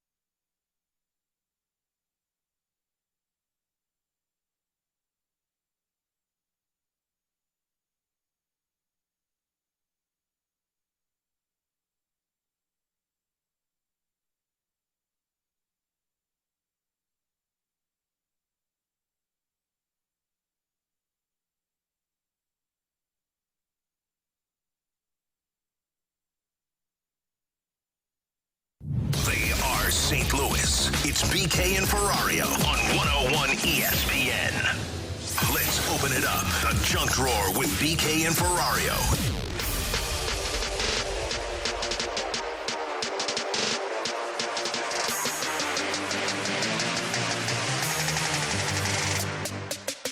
Along with Brad Bradford Bruns. I'm Alex Ferrario. We've got Jeremy Rutherford hopping in the studio with us coming up in our next segment, so we'll get more into the Blues conversation. We've got in or out at 1:30 a little bit later on, so you can start sending us your scenarios, 314-399-9646. In or out, you send us a scenario, we'll tell you which one we are. But for the junk drawer today, Bradford, I did something over the weekend that I know other people's have gone through, but I'll go on a little bit of a rant here. Okay. I am so sick of building things with instructions that don't give you the words to describe what you're doing. Tell me about it. Like, why in the world have we hit this stage where everything you're putting together is just a picture? So I'm putting my daughter, we got her a new bed. We had one of those lofted beds. She decided to jump off of it 4 times, and my wife panicked, and so we got rid of it. We went for a tinier one. But I'm putting this together yesterday. They went out and did like a cookie day with my mother-in-law, and so I'm at home, and they're like, "Can you just put the bed together?" So yeah, sure, shouldn't be that big of an issue. It's a tiny toddler bed. Just 30 minutes or so. I opened it up, all of the freaking parts. It's just like 18 different sides that all look the same, and you get to the instructions, and the picture pops up. And nothing. It's just, here's the picture. This is the direction it needs to be in. These holes need to be pointed out. These holes need to be pointed backwards. And you put it all together. Bradford, I put this thing together twice, and it was backwards both times. And I finally, like the third time, I'm like, well, it can't be this or this. And so now you have to move past it. I more than feel your pain. I can relate in so many ways, specifically. So, Alex, as you know, as I've talked about before on the show here, our oldest wound up going to college, starting college prior to the beginning of the fall semester, right? And so obviously, inevitably, when you're getting ready to start on that journey, you need to purchase, especially if you're traveling a bit. Now it's not in a different state, but you're moving 3.5, 4 hours away. You need to be situated when it comes to the necessities. So when you're talking about getting a bed ready, getting ready to assemble that, how about some drawers? How about some different items that you need to establish your new residence? I can honestly say that one of the most daunting trips I've ever taken was that day prior to the start of the semester to IKEA. No offense to IKEA, yeah. but again, par for the course. So we have we're stockpiling items left and right, trying to assemble them, some at home, then taking them on the road, and then heaven forbid, also once you get to campus. Just mind-boggling, mind-numbing. I mean, I hurt mentally and physically thereafter. I hurt. How many flights of stairs did you have to go up with all the stuff? Just a couple. Yeah, that's what it always is. You're never on the bottom floor. You're always on the top floor. That's why I hate moving when you're putting all this stuff together. But I'm sitting there on the floor, and I'm like, okay, I built a picnic bench for my wife. Right. But at least the picnic bench, it's like, here are the measurements. This is where this needs to go.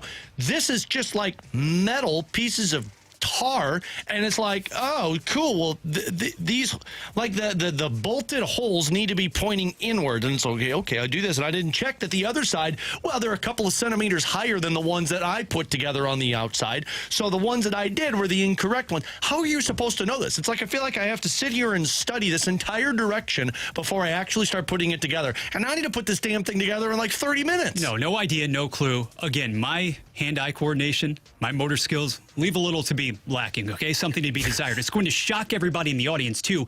I thrive on words. I don't just want pictures. I need words. Give them to me. Yeah, somebody, Dr. Xander over on our YouTube chat said, I've mastered IKEA furniture. It's a hard skill to develop and utterly useless in reality. Okay. Sure, utterly useless, but it's also a very impressive skill to have. Like, I'd be putting that on resume. Be like, I'm a hard worker, never get outbeat. Oh, and by the way, I can read IKEA directions better than anybody in this world. For the record, my wife is so much better at it. Seriously. Yeah. Well, I'm always worried when I put it together, something's going to just break. Like, I put the bed together, I'm like, I think I did this right, but we'll find out when the mattress collapses in the middle of the night.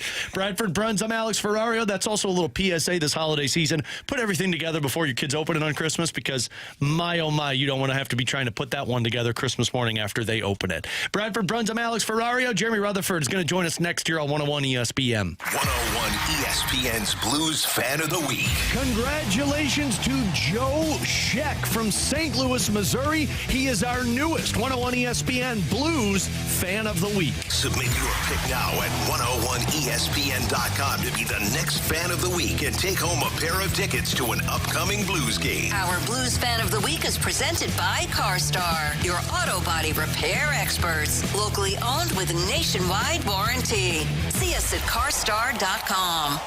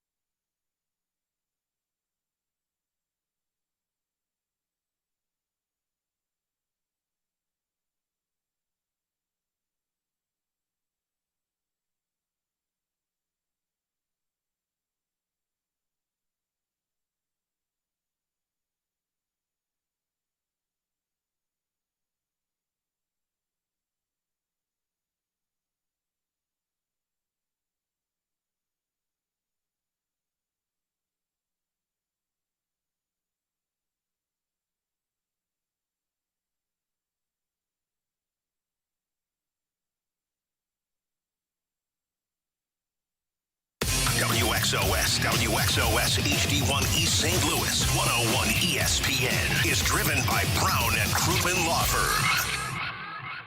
Giving you the picture, the real big St. Louis sports picture. It's BK and Ferrario on 101 ESPN. It's time for the Rutherford Report with our Blues insider, Jeremy Rutherford, on 101 ESPN. JR is brought to you by Evergreen Wealth Strategies, helping everyday people every day. Visit evergreen-ws.com.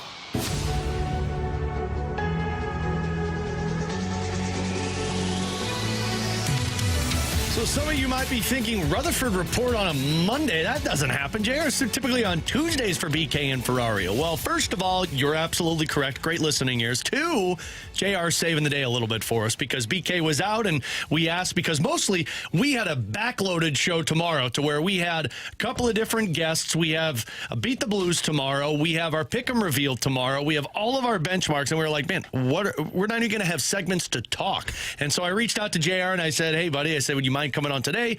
JR, of course, is amazing and said, why don't I just come in for a couple of segments? So first of all, thank you for coming in, man. How are you? No, this is great.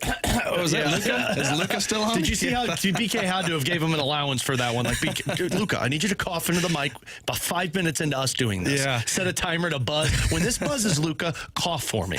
I got 3 kids at home. How have I not tried this one? I just love it that you guys are going through it. That's the best part to me. I just love it. Yeah, been there, done that. I could feel it. I could BK there in terms of you're juggling. Am I going to be able to make it through this? And then he did. He did a fine job. BK, you did a great job. And how many interviews have you done that to where you have kids screaming in the background and you're like, oh, I just got to get through 10 minutes of this? Yeah, a bunch. And actually, when we heard Luca cough a little bit, my son was in the backseat of the car where I was driving out here. And he asked me for a few stories and I told him, and I've probably shared this before, but one of them is when I said, you know what? I've got to get out to the driveway, do this interview, just pace the driveway, stay away from any kids inside the house, and all of a sudden I felt something tapping me on the back, and while I'm on the radio answering a question about Jay Bomeister, you know, little Eli, I can't remember, he's 4 or 5 years old, he said, Dad, I poo-poo in pants. Sorry, buddy, I'm talking to the fast lane right now. I hope they got on the interview, which would have been even better. I had one of those happen, so I teach a class at Lindenwood. I teach radio production as an adjunct, and I do it in the fall, and typically around the hockey season, and for those that don't know, you know, my wife and I work opposite schedules. So Blues games, I'm gone. She's home with the girls. Games that there's no Blues games, I'm home with the girls and she's gone. And so I teach this class from like 6 to 8:30. Typically, I'll push it back a little bit if I got to get the girls to sleep or if I have a meeting or something like that. I taught this class like 4 weeks ago. I was on at 7:30. I think we hopped on because I tried to get everybody, but had everybody in bed at 7:30. And I'm like, this is perfect.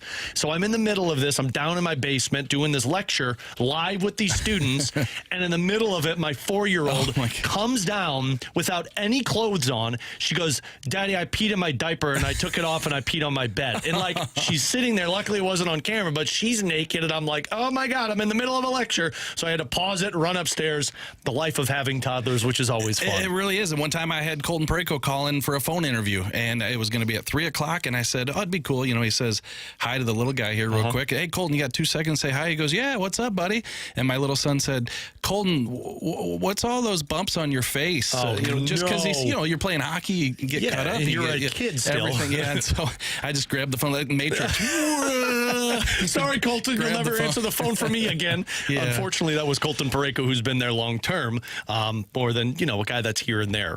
Part of the job, though. Part of the job. That's how it is. So, Jared, let's start with Berger. You're going to be here for a couple of segments. So, if people want to tune in, we're over on our YouTube channel at 101 ESPN STL. You can also check it out up on our YouTube our podcast page, 101ESPN.com. We'll also have a new podcast for you tomorrow, so you can check it. A lot of JR and Alex coming your way in the next 48 hours. But let's start with Bergeron, because you did a great piece talking about how much you can trust what he's done. And it's only been a couple of games.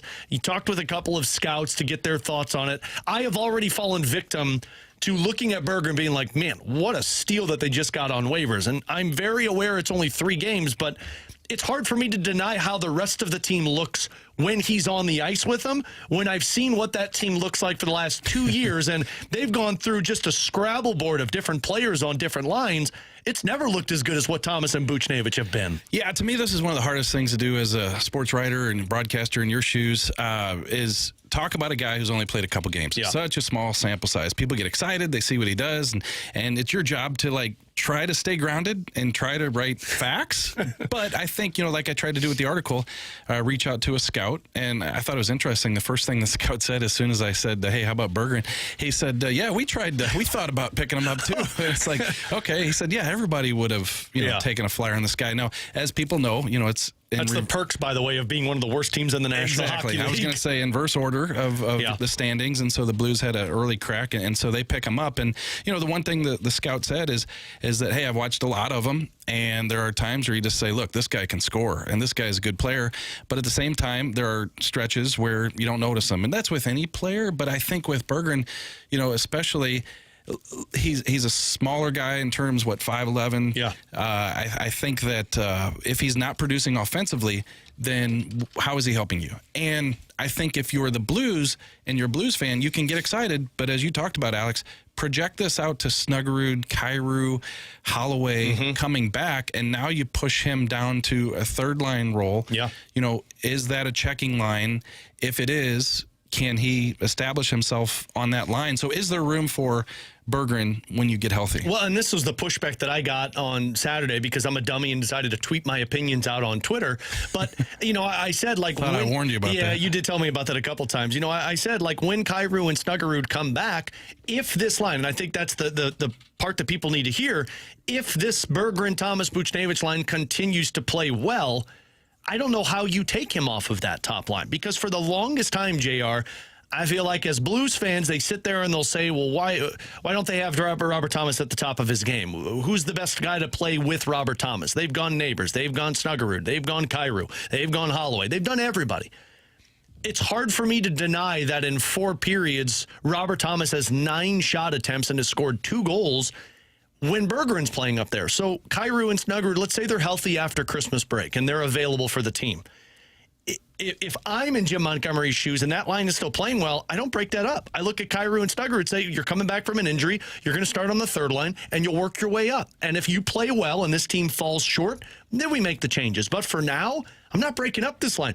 I mean, their Corsi rating, which I know is a weird stat that I'll use, but it measures offensive zone time and production. They've been the best line in 2 games that those 3 have played together. Yeah, no, I hear everything you're saying, and I don't disagree with any of it. I just think that if he's still playing well is such a huge if. It's a big one, yeah. It's a big one. And also, look, you've got your guys of the future, and it's Snuggerud, and it looks like for now it's Kyrou also, and of course it's Holloway.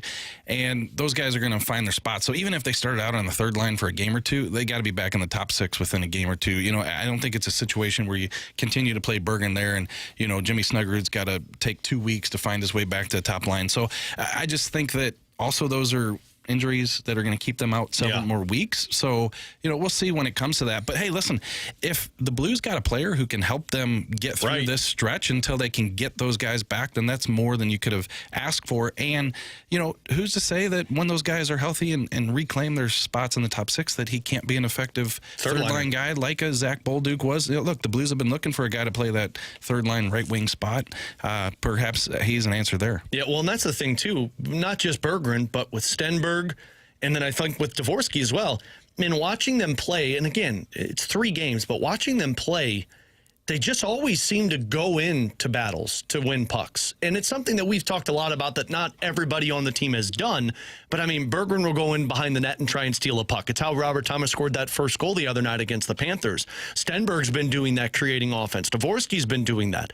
That's at least a positive return for most of these guys, that seeing them go in to battle for pucks, that does play in a third line role if your minutes get decreased a little bit. Yeah, for sure. And that's one guy we haven't touched on yet, but Stenberg, maybe he's that right wing guy, third line. Yeah. And maybe he doesn't need too much more time in Springfield. I think eventually, once you get your guys back, he'll go back. It's the easy one, He could go back to Springfield. I'm not saying he will for sure, but I'm saying, like, I think that Otto Stenberg's future with the Blues is sooner than anybody expected. Like, his details and some of the attributes that you just mentioned are further along than I thought they were when he got Especially called up. defensively. Yeah, and we just talked to Tim Taylor, the assistant general manager, a couple weeks ago for a piece, and he said that, listen, last year made a great transition from Europe.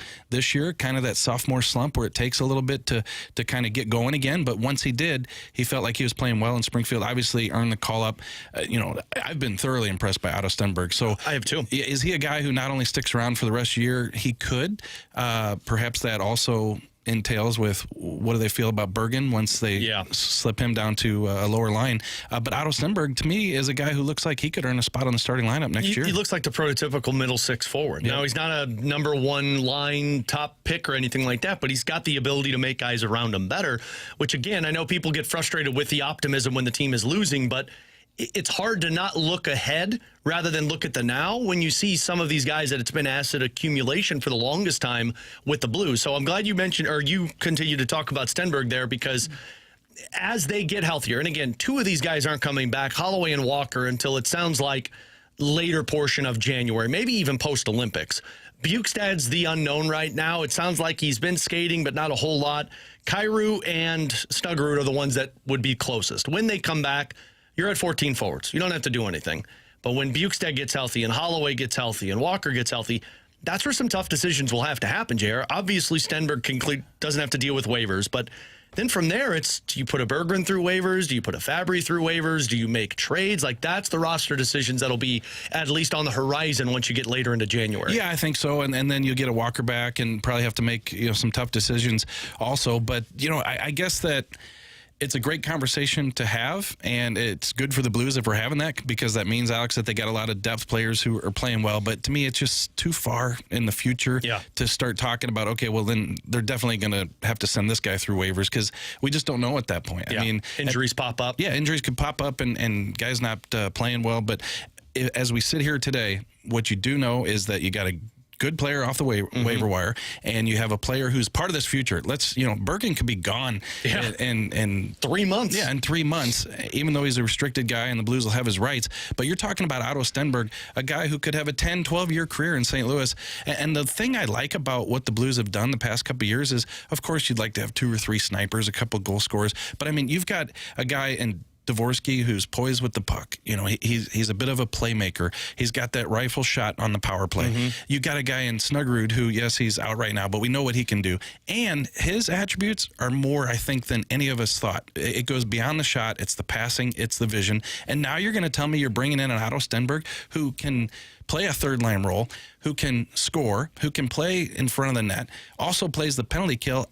I've been covering the Blues for 21 years. I've never seen a coach put a 20-year-old on the penalty kill in his NHL debut. Yeah. So I think what we're witnessing here, and we kind of knew it, but we're starting to see it now, is that there are just so many players with different types of roles, and you can actually sit down on paper and pencil some of these guys in and see how it's going to fit together. Not even penalty kill. They were playing a 3-on-3 overtime versus the Rangers. I looked out there. You got to be kidding me right now. How long did it take Dvorsky to get out there for 3-on-3? Didn't even notice Stenberg, and it's like, damn, that was 3-on-3 overtime, and he was playing well. One more, and then I want to come back and talk bigger picture with the Blues, JR. But I've seen a lot of, Berggren reminds me a lot of what Jakub Vrana was in terms of hot for a couple of months, and then it was like, then it fizzled out pretty quick.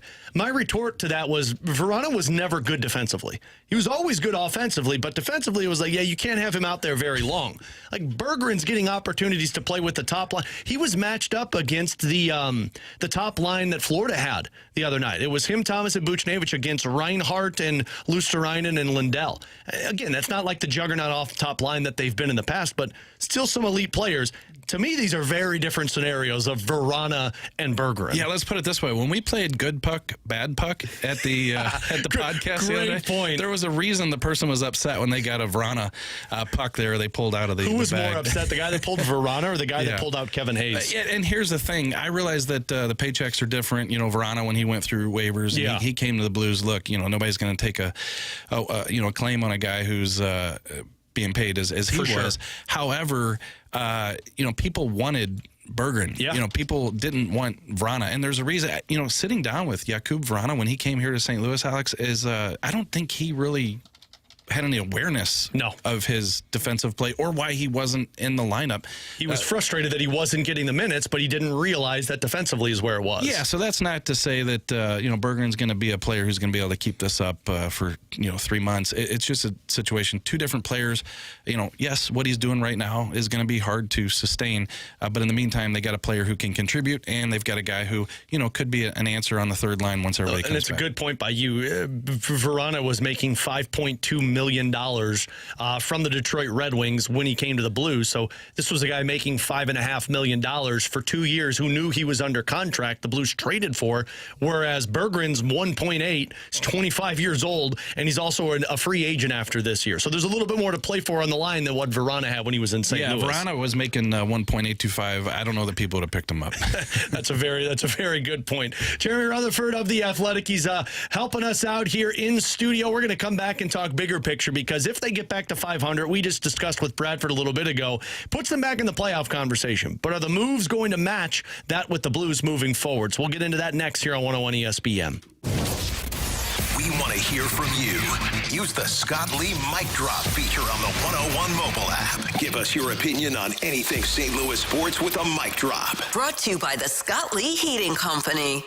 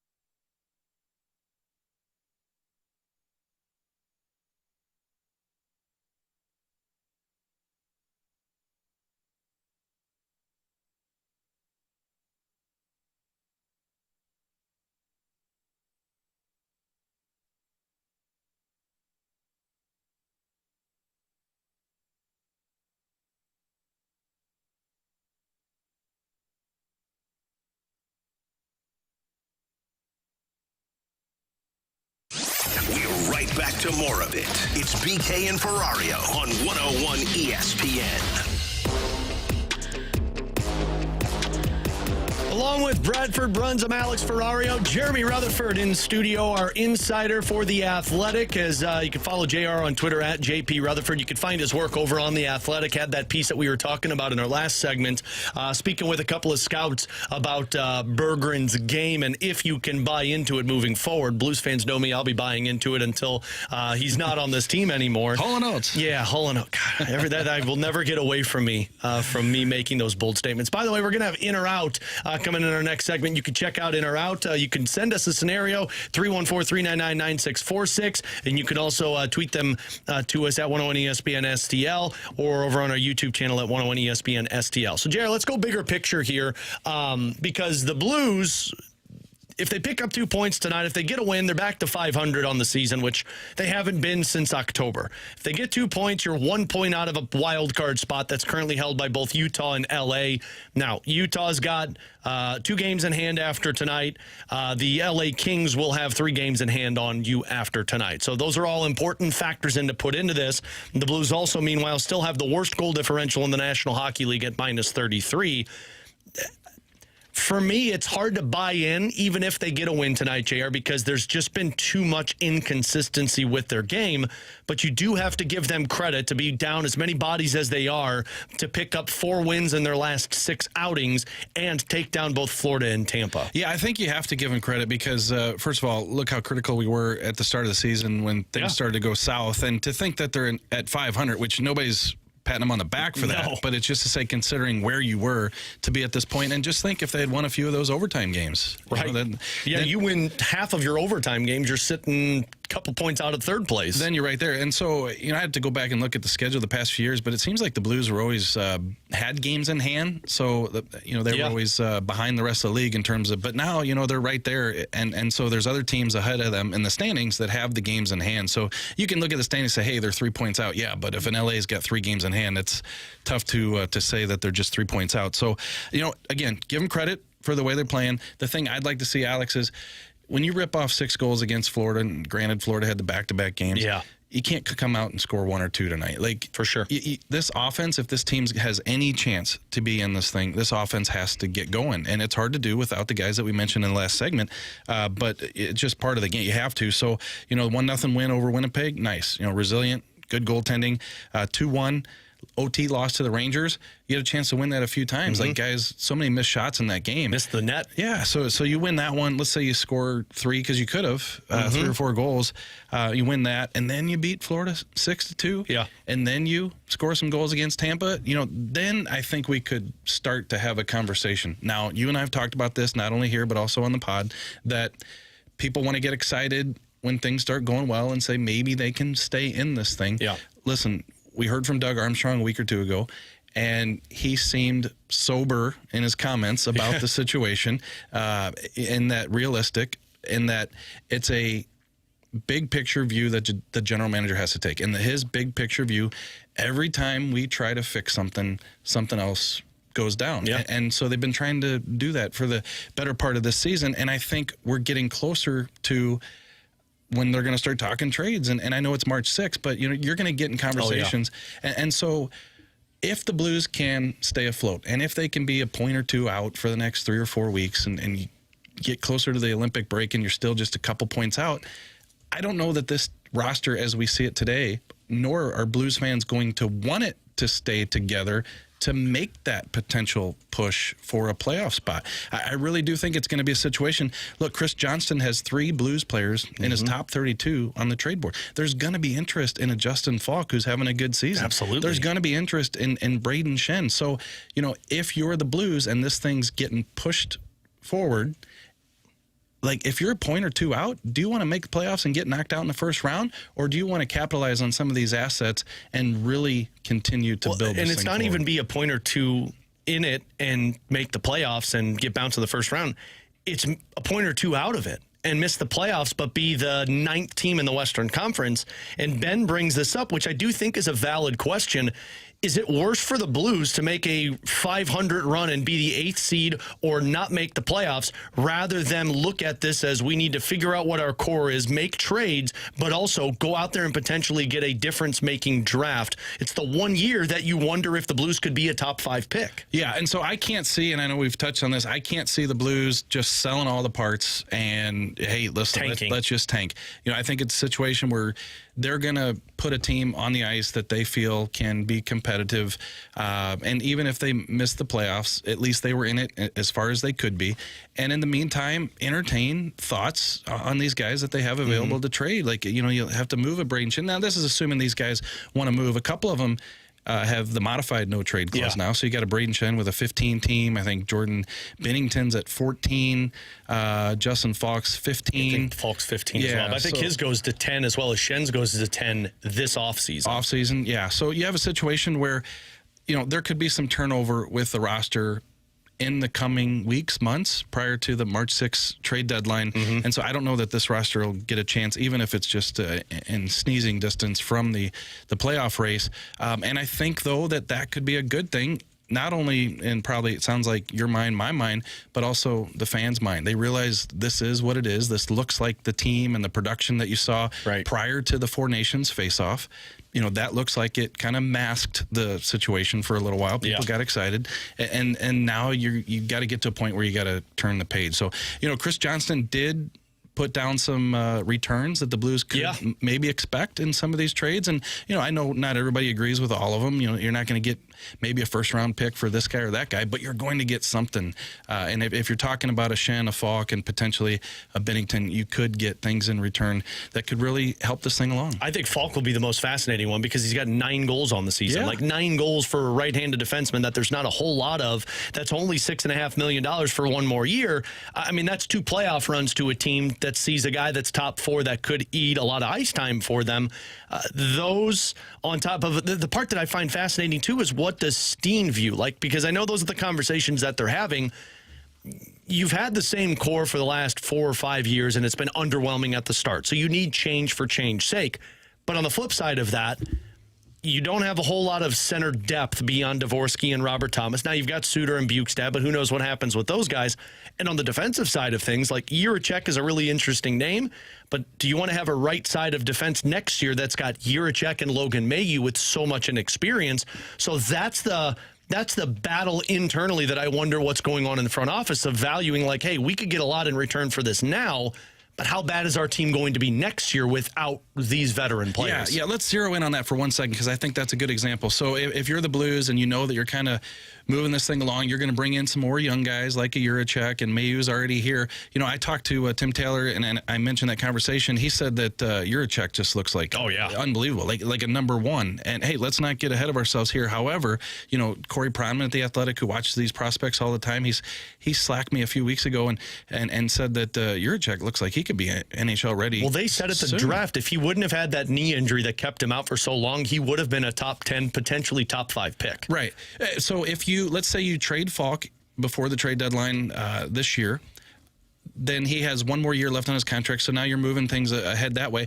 Jiricek can come in next year. Hey, maybe Mailloux plays in Falk's spot in the second pair, and Jiricek starts out in the third pair, or maybe they bring a veteran in who can play for a year or two just to kind of hold things over until these guys are absolutely ready. But we know that Jiricek and Mailloux are going to be the top pair and the second pair in the future. So, keep in mind, Colton Parayko has a lot of years left on that contract still, but they're going to have some time to bring these 2 in. And so I think it's a perfect situation to move some of these veterans like a Falk, like a Shen, who still have 2 years left on these contracts, and bring some of these Stenbergs in. Let's give Mailloux some ice time when he's ready for it. Let's get Jiricek in here, and then you can start to speed up that process a little bit. Final one, and I know we got to get you out of here. We appreciate you making some time. You mentioning that Chris Johnston trade board and the article that you had with him, just kind of giving an idea of what the returns could be. The part that fascinated me more was the return for a guy like Robert Thomas or Jordan Kyrou. And again, I don't anticipate those guys getting moved this season at all. And depending on how the season ends, I don't expect them to get moved at all as members of the Blues because of the no trades. But to question the core is questioning Robert Thomas and Jordan Kyrou. And to look at what Chris Johnston said is valued in those pieces of young, NHL-esque tier returns that could come back and play into your top six. I will be fascinated to see how this season ends, to see what the Blues look at it and say, like, okay, maybe it values us more to just move on if they're willing to accept the trade, bring back younger pieces in return just to get a change of scenery, and hand the keys over to a different set of core players like a Neighbors, Philip Broberg, a Dylan Holloway. Yeah, I think that you have to have some dynamic players. And whether, I think Robert Thomas can be dynamic. Has he reached his ceiling? Should he be there by now? Those are all valid questions. But I don't think you can move on from a Thomas and a couple of those top guys and then just hand it over to Neighbors, who I have all the respect for in the world as a player, as a teammate, all that stuff. But you're going to have some dynamic skill on this team. And if that means that these players just have to get better, the ones that are on the roster, Thomas, Kyrou, Buchnevich, then, if that's who you're continuing to go with, I can't speak for Doug Armstrong, Alex Steen on that one, then they have to get better. Like they're not good enough right now. They're not good enough to lead this team to, first, second in the division. And if you have to move some players to go acquire or sign those types of players in free agency, then you're going to have to do it because, look, you like the Snuggerud, you like the Neighbors, you like the Holloway, you like these guys, but you just have to have Jordan Kyrou and Robert Thomas either have to be those players or you have to find a way to replace them, or this team just can't get to that level. Yeah, well, it'll be fascinating. One more game, then the Christmas break, and then, you inch yourself closer to the Olympics, and then March 6th is the trade deadline that JR mentioned. I really appreciate you doing this, man. Thanks for swinging in. We'll have a new podcast for you tomorrow, dropping in the morning. Me, JR, and Donnie doing one final one before we go into that Christmas break. So enjoy the game tonight. Make sure nobody gets sick in your house like BK's house, and then we'll talk tomorrow for the pod. All right, sounds good. Thanks, there you go. Really appreciate Jeremy Rutherford swinging by and doing this with us. We'll take a break, come back. Let's do in or out. You sent us a scenario. Bradford and I will tell you if we are in or out next here on 101 ESPN. 101 ESPN is your home for Blues hockey. Every month during the season, you can score a pair of tickets to a Blues game at Enterprise Center. A new winner is picked every month throughout the season. Enter to win now at 101ESPN.com or on your 101 mobile app, presented by Ted Drew's Frozen Custard. Hey, football fans, picture this. You bet on your favorite player to score the first touchdown in the game, but his teammate scores instead. If this happens, BetMGM wants to give you another chance at the end zone. With BetMGM's second chance promotion, you'll get your stake back if your first touchdown scorer scores second instead. That's right. Bet on any pro football player to score the first touchdown of the game. If you're right, you win. If your player scores second, you get your stake back in cash. With BetMGM's second chance offer, you have a chance to keep the fun going after the first player crosses the goal line. Try a first touchdown scorer wager with confidence today. BetMGM. Make it legendary.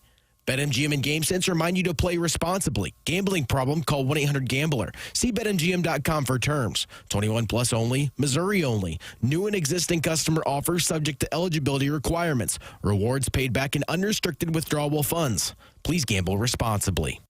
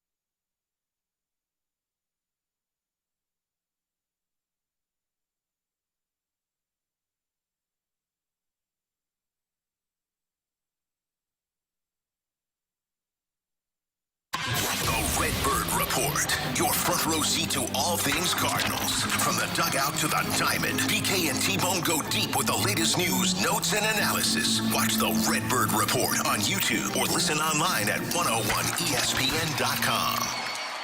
101 ESPN Sports Center.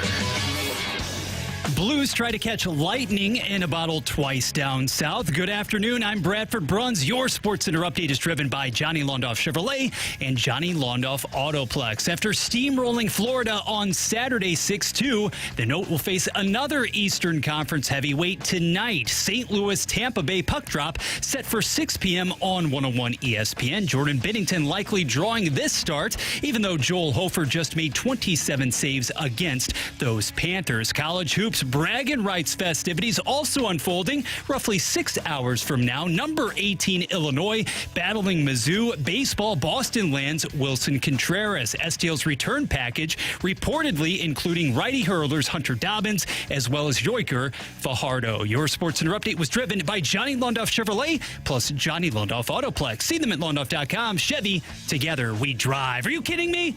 This is exactly where you want to be listening to us. It's BK and Ferrario on 101 ESPN. Come on, man. Are you in or are you out? It's in or out with BK and Ferrario.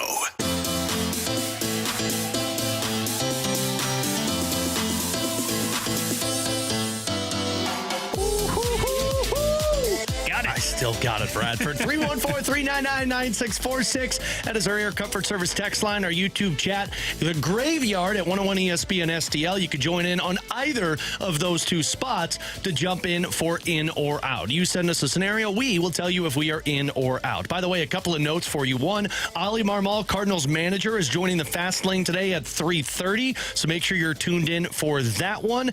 And reminder, we've got Beat the Blues tomorrow, where you have a chance to go up against a member of the St. Louis Blues, so you can make yourself available for that tomorrow, as we'll be playing that game tomorrow on BK and Ferrario, because we are off Wednesday, Thursday, Friday for the holidays, and we'll be back in next Monday. All right, let's get into some of these in or out, Bradford. Let's start with from FedEx Brian.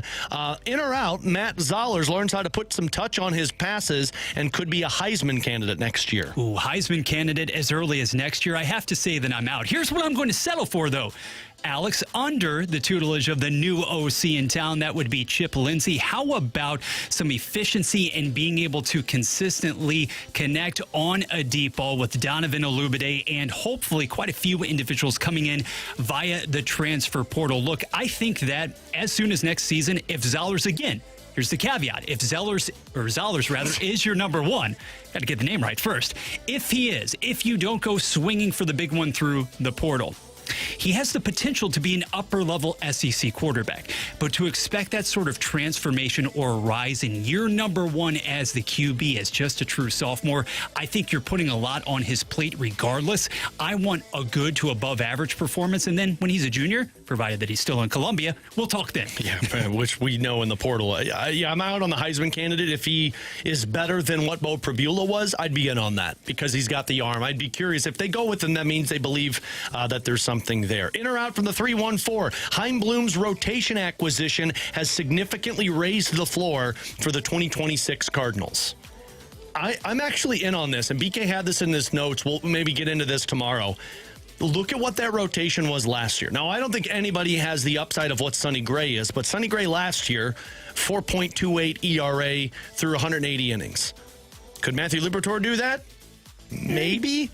Andre Palante is the same guy. Miles Michaelis, 156 innings and an ERA of 4.8.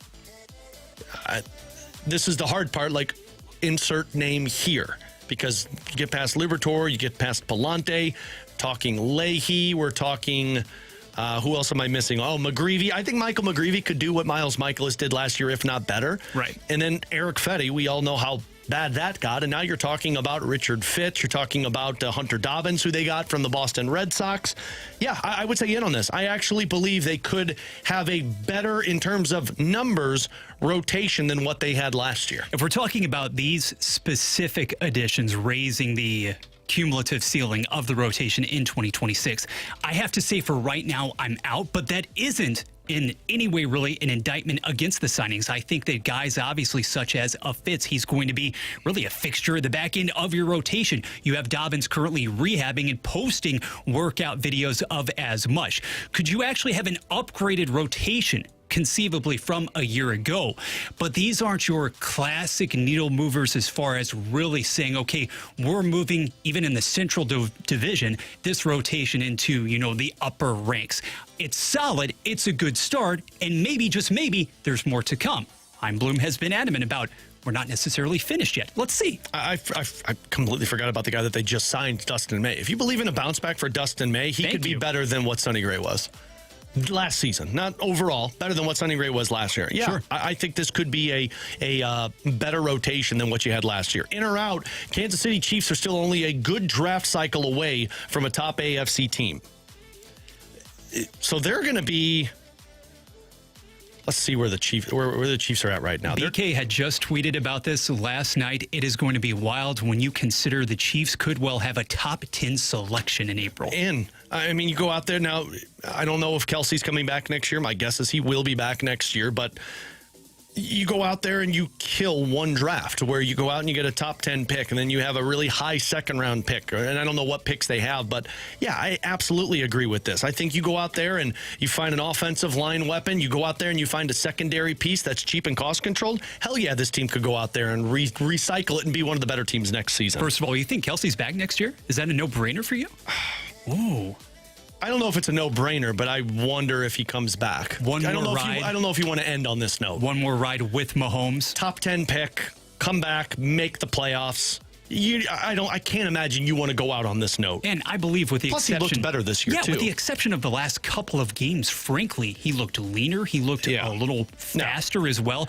We should probably ask the person in charge. Yeah, She'll be the one that decides that, but fair enough. We know how that works. I'm in on this one, and interestingly, I think the text line actually was reading our minds, as a matter of fact, because I was going to throw at you, Alex, in or out that Kansas City could, as soon as next season, get back to double-digit wins. Look, there are a lot of quandaries and problems that you have to fix with this team. And yesterday, if you were watching that game, and yes, I did subject myself to that here in the studio with the Titans, you realize that you have a lot of expiring deals. You have a lot of key pieces as well, offensively and defensively, both sides of the football, that if you are to retain, it's going to be very, very difficult to do that.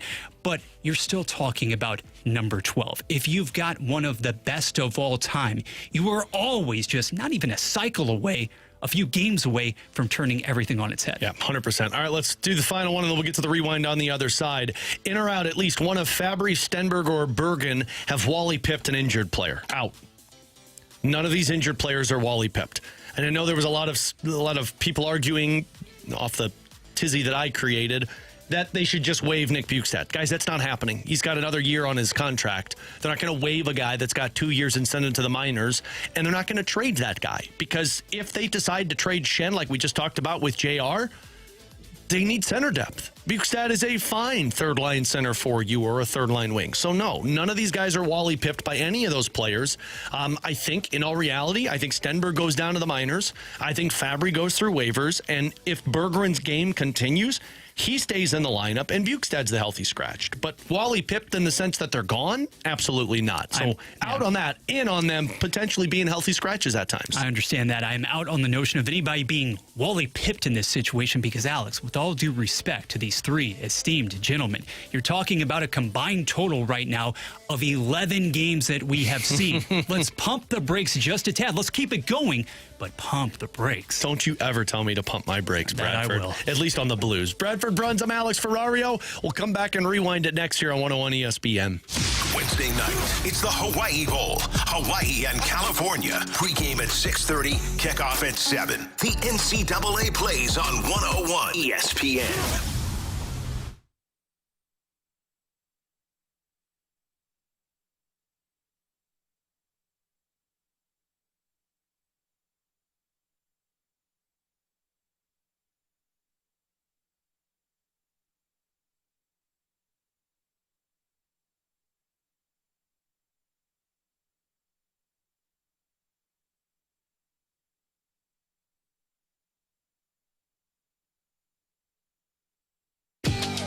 Never have I ever called my sister from the finish line of my first marathon. Hello? You won't believe where I am. Are you running? Mile 26.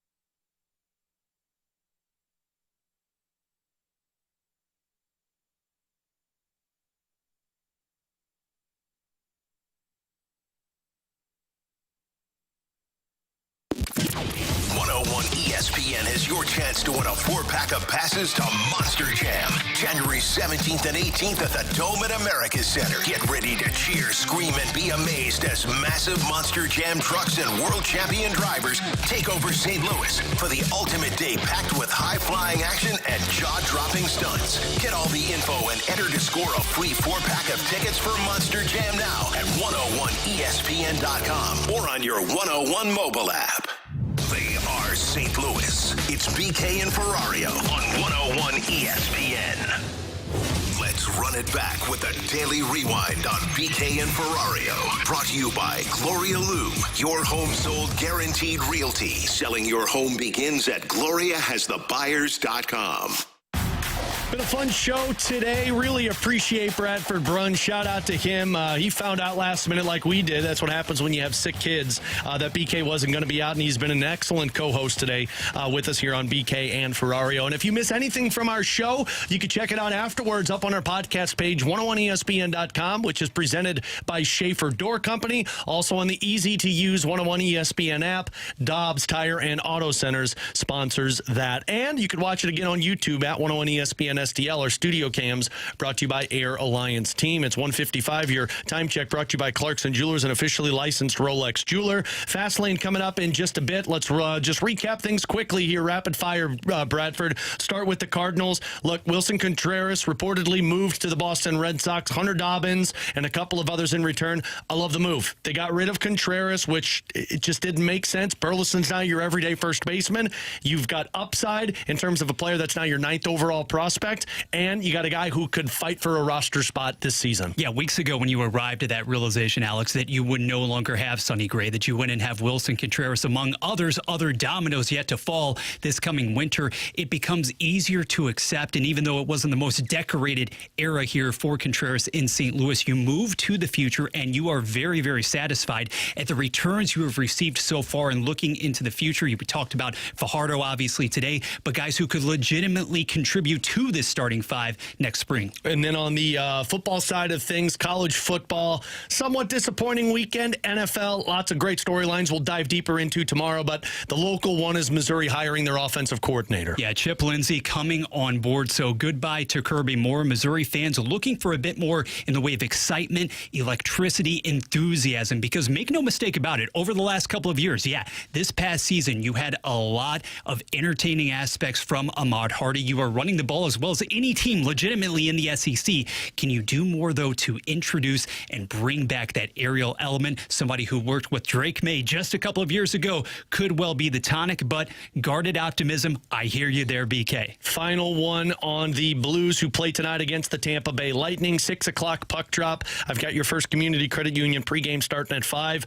I like what I'm seeing from this Bergeron kid. I don't know if he stays here long term. For me, it's getting the best out of your top line, but more than anything, Bradford, it's situational. You pounce on this to go into Christmas break back on 500, and if you have belief, it instills a little bit more of optimism that they're right in it still. Absolutely, and if you don't follow up, conversely, that 6-goal effort in Florida with a real representative performance tonight, you wonder, okay, how much goodwill did that really engender? I'm interested in seeing what Bergeron brings to the table once again. I'm interested in seeing, okay, does the good defensive effort continue? Are you working and paying attention to the details? And can Bennington basically say, all right, Joel Hofer, I raise you a fine effort in my own right? That's the other storyline that I'll be fascinated in. We'll talk more about that tomorrow. Bradford Bruns, BK will be back with us. The Fast Lane, who's got Ollie Marmol coming up at 3:30, comes your way next here on 101 ESPN.